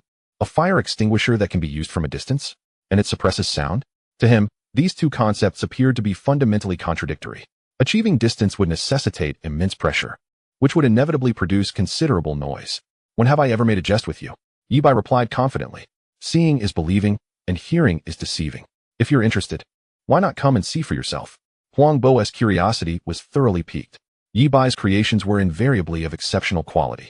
Without hesitation, he resolved, "All right. I'm eager to see what groundbreaking technology you've devised." Thus, they promptly arranged for a live demonstration at the Yunshao Auto Repair Factory in 3 days. After hanging up, Yi Bai stretched, feeling somewhat fatigued. At that moment, Sun Ling approached, carrying a steaming cup of tea, which she gently placed on his desk. "Boss, have a sip of tea and take a break," she said softly, her eyes reflecting a hint of concern. "I've noticed you've been quite busy lately." Yi Bai lifted the teacup, savoring a sip as warmth cascaded through his body. Looking at Sun Ling, he smiled and remarked, "What can I say? Those capable must bear more responsibility." Sun Ling gazed at him, a gentle smile gracing her lips. Without uttering another word, she quietly began organizing the scattered documents and blueprints on Yi Bai's desk. Observing her, Yi Bai found himself momentarily lost in thought, experiencing a sense of warmth akin to the gentle caress of a warm breeze. Chapter 195. What fire-air cannon? Clearly, it's an electromagnetic cannon. 3 days swiftly passed. With the complete technical blueprints and ample financial backing provided by Yi Bai, the efficiency of the collaborating factory was astonishingly high. Early one morning, Sun Ling excitedly ran to inform Yi Bai that the first batch of high-pressure electromagnetic fire cannon prototypes had been completed and delivered to the repair factory. Almost simultaneously, Director Huang Bo arrived, accompanied by several fire technology experts, as promised. "Xiao Yi, you truly are a blessing to our firefighting community," Huang Bo exclaimed, shaking Yi Bai's hand with palpable enthusiasm, his face beaming with joy. "The firefighting products you previously developed have shown brilliantly during recent fire rescue operations in Tianjin City. Their effectiveness has been remarkable. Higher authorities have given them high praise." He then patted Yi Bai's shoulder and continued, "After our discussions, we have decided to showcase your developed products at the International Fire Equipment Exhibition to be held in the capital next month. We want the world to witness the black technology of our Dragon Nation. By then, I hope this great contributor, this creator, will be able to attend." "Of course, I will," Yi Bai readily agreed. "It's also about time for me to head to the capital to prepare for my studies." Huang Bo's delight intensified upon hearing this. However, his expression soon turned slightly troubled. "The difficulty lies in the fact that your developed fire products are far too numerous and exceptional. We are currently at a loss as to which one should be highlighted as the flagship product for this exhibition, one that would be most representative and commanding." As he spoke, Huang Bo looked at Yi Bai, filled with anticipation. "So, I also came to see if you have any more groundbreaking technology that could bring us a surprise." "Director Huang, you've come to the right place," Yi Bai replied with a mysterious smile, pointing to the direction of the repair factory's backyard. "Today, let me show you what a true flagship product looks like." With that, he took out his phone and skillfully opened the live streaming app. "Hello, everyone. It's been a while." As the live stream commenced, a flood of viewers instantly surged into the room. "Yo, the streamer is finally back.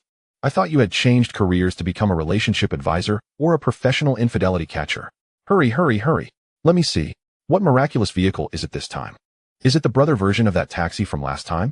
I bet it's definitely not a vehicle this time. Look." Standing next to him are people from the fire department. "I'm guessing it's a new fire product." Inside the live stream, the comments flew by rapidly as viewers began to speculate. Yi Bai addressed the camera with a smile. "That's right. Dear viewers, you've guessed half of it correctly. Today, there's no new vehicle, but we do have a new gadget. A brand new firefighting product that will completely redefine your understanding of traditional fire extinguishers." Upon hearing Yi Bai's words, the audience in the live stream had their imaginations sparked, and they began making guesses. A new era of firefighting products? It couldn't possibly be a firefighting sniper rifle, could it? Point and shoot, extinguishing fires with precision. You, upstairs, have a good idea. Who in their right mind would use a sniper rifle for firefighting? Are they planning to blow out the flames with a single shot? If you ask me, think bigger. Just go for a fire cloud explosive.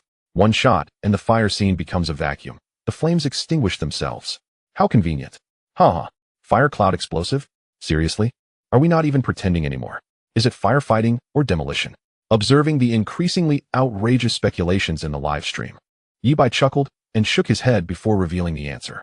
"All right, no more teasing you all. Today, I'm excited to present the Fire Suppression Silent Sniper Cannon." The mention of the Fire Suppression Silent Sniper Cannon sent the live stream into a frenzy. It really is a sniper. And it's a sniper cannon. The streamer is awesome. 666. A silent sniper cannon? What kind of black technology is this? I have a feeling this thing can be used for more than just firefighting. Not only the viewers in the live stream, but even Director Huang Bo and the fire experts standing beside him looked on with curiosity. A sniper cannon? For firefighting? And it's silent? These terms seemed utterly incongruous.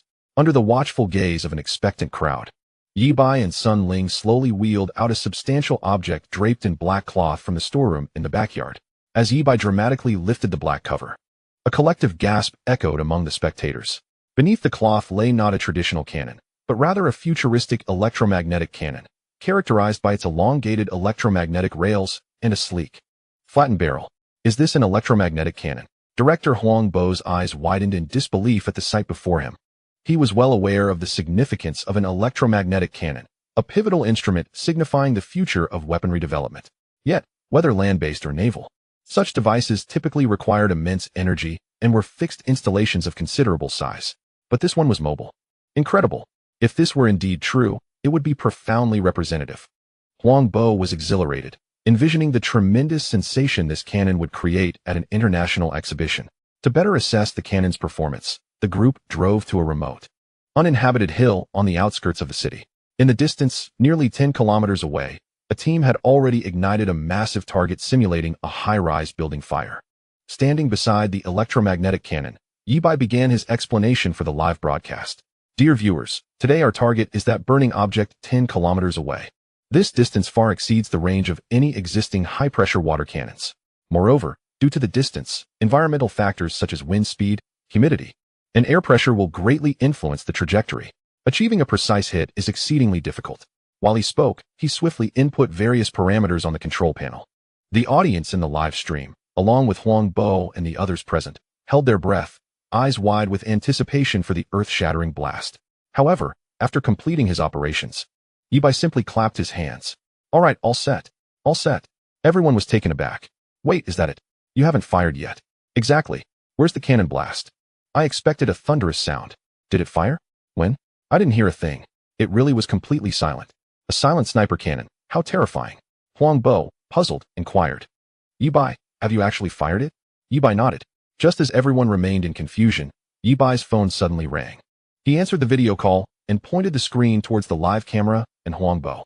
On the other end, the once flaming target was now completely extinguished.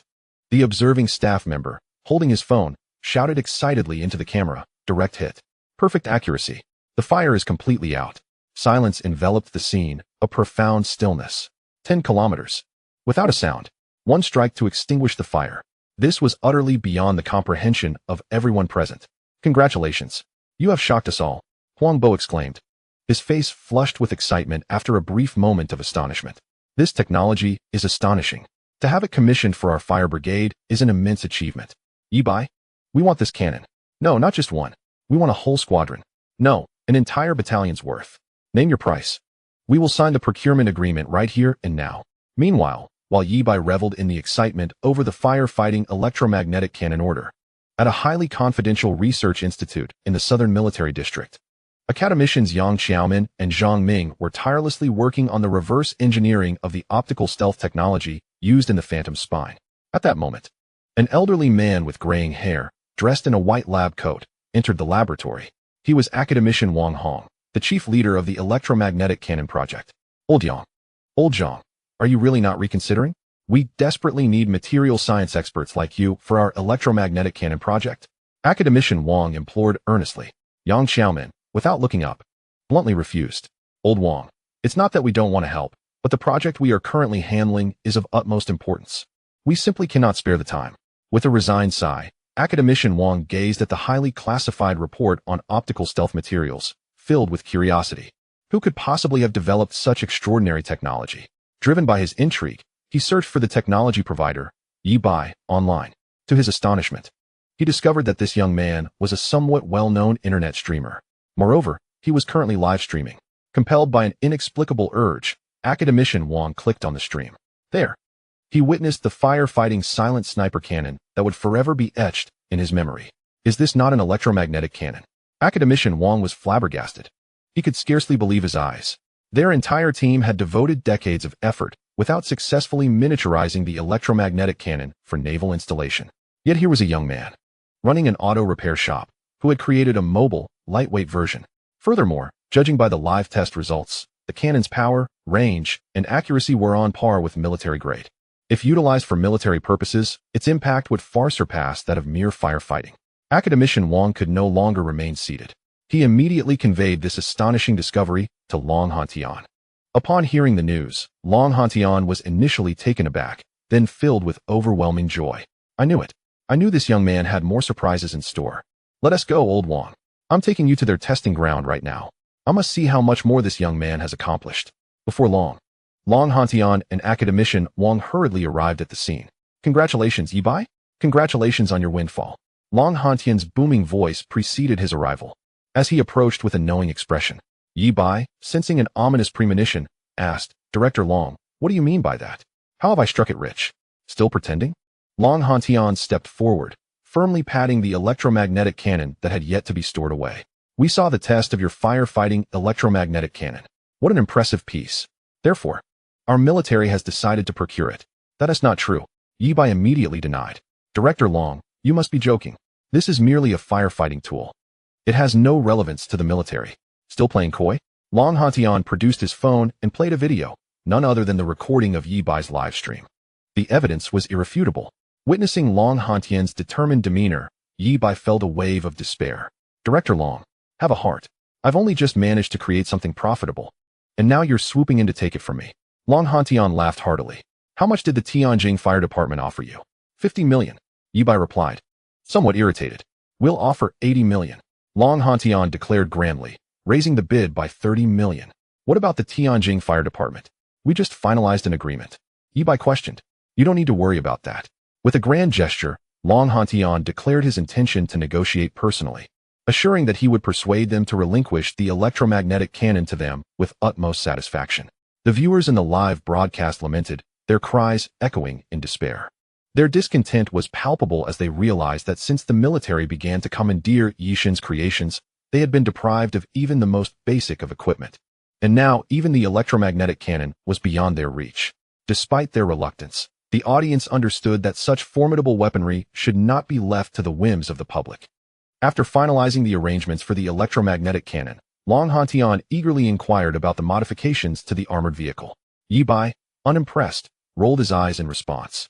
He expressed his frustration over the military's appropriation of his inventions, lamenting the demise of his auto repair business, jokingly suggesting he might as well enlist directly. Long Hantian, however, found his jest quite amusing and laughed heartily, extending a warm invitation to join the military. Acknowledging the moral weight of having appropriated the cannon, he made a solemn promise to Yi Bai, vowing to personally deliver the rank of second lieutenant within 3 days.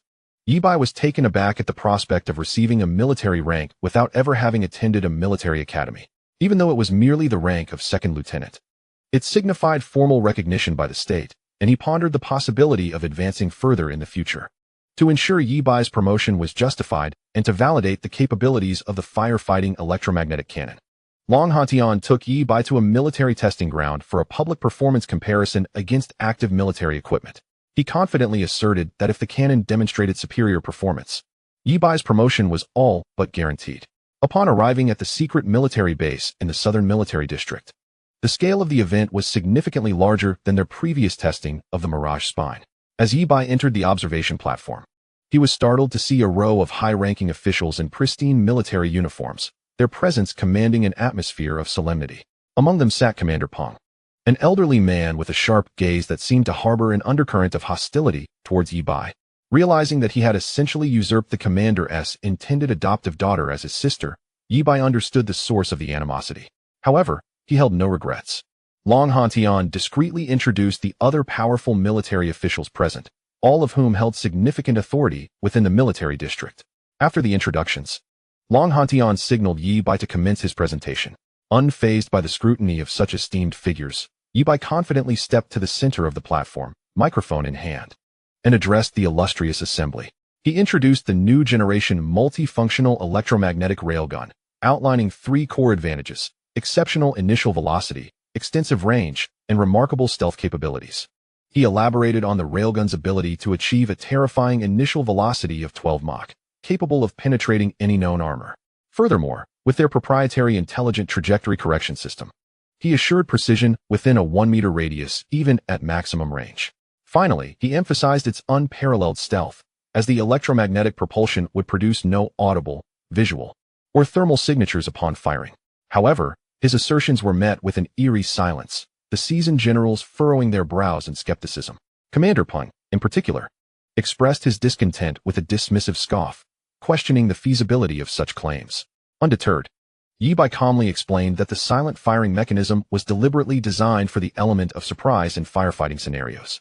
His reasoning, however, was met with incredulity and laughter from the younger aides, while the generals struggled to contain their irritation. Commander Peng's demeanor darkened as he admonished Yi Bai for his levity in a military setting. In response, Long Hantian intervened, directing the testing commander to proceed with a demonstration of their current coastal electromagnetic cannon. With a commanding voice, he ordered the test firing, resulting in a thunderous explosion that reverberated through the air, shaking the observation platform and sending a brilliant flash of electricity surging forth, culminating in a precise strike on a target 200 kilometers away. A tremendous explosion sent a small mushroom cloud soaring into the air on the screen. Report to the commander. The shore-based electromagnetic cannon test fire is complete. Effective range, 200 kilometers. Effective interception altitude, 50 kilometers. Upon hearing the report, the generals on the observation platform displayed expressions of satisfaction. This was precisely the formidable appearance of a great power's weaponry in their minds. Next, it was time for Yi Bai's firefighting electromagnetic cannon. Under the guidance of the staff, the screen quickly displayed various testing parameters for the cannon. Report to the commander. The mobile electromagnetic cannon is ready for test fire. After testing, the maximum effective range is 30 kilometers, and the maximum effective interception altitude is 10 kilometers. Upon hearing this data, the generals on the observation platform furrowed their brows tightly. Commander Peng's face revealed an unmistakable hint of disappointment. A range of 30 kilometers? An interception altitude of 10 kilometers? Aside from being a bit more portable, this performance pales in comparison to our current equipment. This electromagnetic cannon, with its terminal interception capability, is superior to the Hongqi Red Flag missiles, isn't it? Yi Bai raised his hands in a gesture of resignation, exuding an air of nonchalance. What more could one possibly desire? Observing the general's disappointed expressions, he swiftly shifted the conversation. Moreover, I have always stated that its primary purpose lies in firefighting. For instance, should there ever be a day when malevolent individuals recklessly employ drones carrying incendiary materials to set fire to our cities, this cannon would prove invaluable. It would ensure the complete eradication of those drones. The generals on the observation platform were momentarily taken aback by this novel application scenario. Academician Wang Hong's eyes sparkled as he keenly grasped the crucial information in Yi Bai's words. So, you mean to say that this cannon possesses terminal interception capabilities? Indeed. Yi Bai affirmed confidently with a nod. At this juncture, the expressions of the generals began to adopt a serious demeanor. If the prior long-range strike capability was merely adequate, then this terminal interception capability, particularly against low, slow, and small targets, bore entirely different strategic significance. Commander Peng immediately issued an order. Immediately assemble our most advanced swarm drones. I want to see whether it can truly intercept them. With the command given, mere minutes later, 60 military green drones, embodying the pinnacle of Longhua's technological prowess, took to the skies, resembling a swarm of locusts as they launched a simulated saturation attack towards the target range. At the precise moment the drone swarm entered the firing range, the embedded fire control system of Yi Bai's electromagnetic cannon was instantly activated. On the screen, the 60 red dots representing enemy drones were swiftly locked on. Following that, a frenzied barrage commenced. The entire target range remained eerily silent. Yet everyone in the observation platform witnessed an unforgettable spectacle on the large screen. The electromagnetic cannon moved as if it possessed a life of its own, the barrel spinning rapidly. Each slight adjustment of the cannon's mouth was accompanied by a flicker of a cursor on the control panel. With each flicker, a high-speed drone in the sky was pierced through by an electromagnetic shell, billowing black smoke and plummeting from the sky like a severed kite. 1, 2, 10, 30. The entire process flowed seamlessly, as swift as lightning. The efficiency was astonishing. In a mere span of seconds, all 60 of the aggressive drones were obliterated. Add more. Commander Peng was already becoming exhilarated. Increase it to 160. Soon, an even larger swarm of drones surged forth. Yet, the outcome remained unchanged. It was still a silent barrage. It was still a merciless penetration. 160 drones were once again decimated. Add more to 320. Commander Peng's voice trembled with excitement. This time, 320 drones darkened the skies, nearly obscuring half the heavens. Faced with such an intense attack, the electromagnetic cannon began to show signs of strain. Its firing rate remained rapid, yet it could no longer achieve the instantaneous kills as before. The entire interception process took nearly a minute to successfully shoot down all drones. However, based on the simulation data from the back end, even in the face of such high-intensity saturation attacks, this cannon could still intercept over 200 drones before exhausting its energy. One cannon, capable of countering 200 drones. What does that signify? It is worth noting that the current military's Red Flag series missiles used for terminal interception cost millions for a single unit, without guaranteeing a 100% hit rate. Yet, Yi-Bai's electromagnetic cannon not only boasts a terrifying interception efficiency, but its cost per launch is practically negligible. Such cost-effectiveness is elevated by several folds.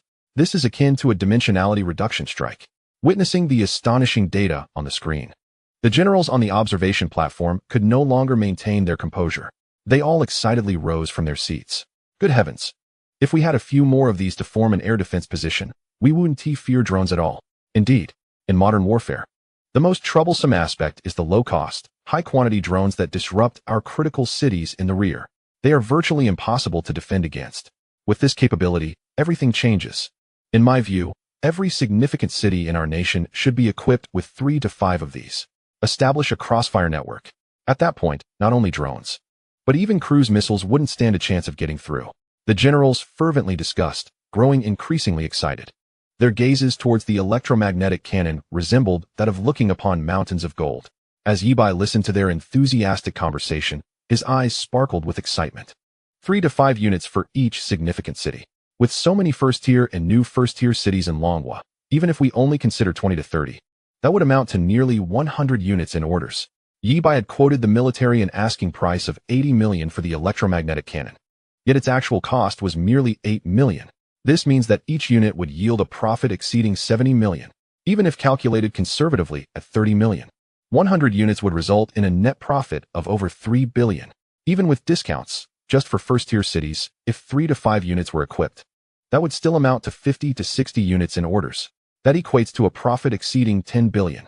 Yi-Bai's excitement grew, feeling as though he was on the cusp of reaching the pinnacle of his life. Just as he reveled in his dreams of wealth, Long Hantian suddenly doused him with cold water. He approached Yi-Bai and patted him on the shoulder, his expression grave. Little Yi, I understand that your technology is sophisticated and the costs are surely substantial. However, if it is for the sake of our national defense, could you possibly offer us a more favorable price? Upon hearing these words, Yi-Bai was momentarily at a loss for words. With national defense being invoked, what could he possibly say? Sighing, he too adopted a tone of righteousness.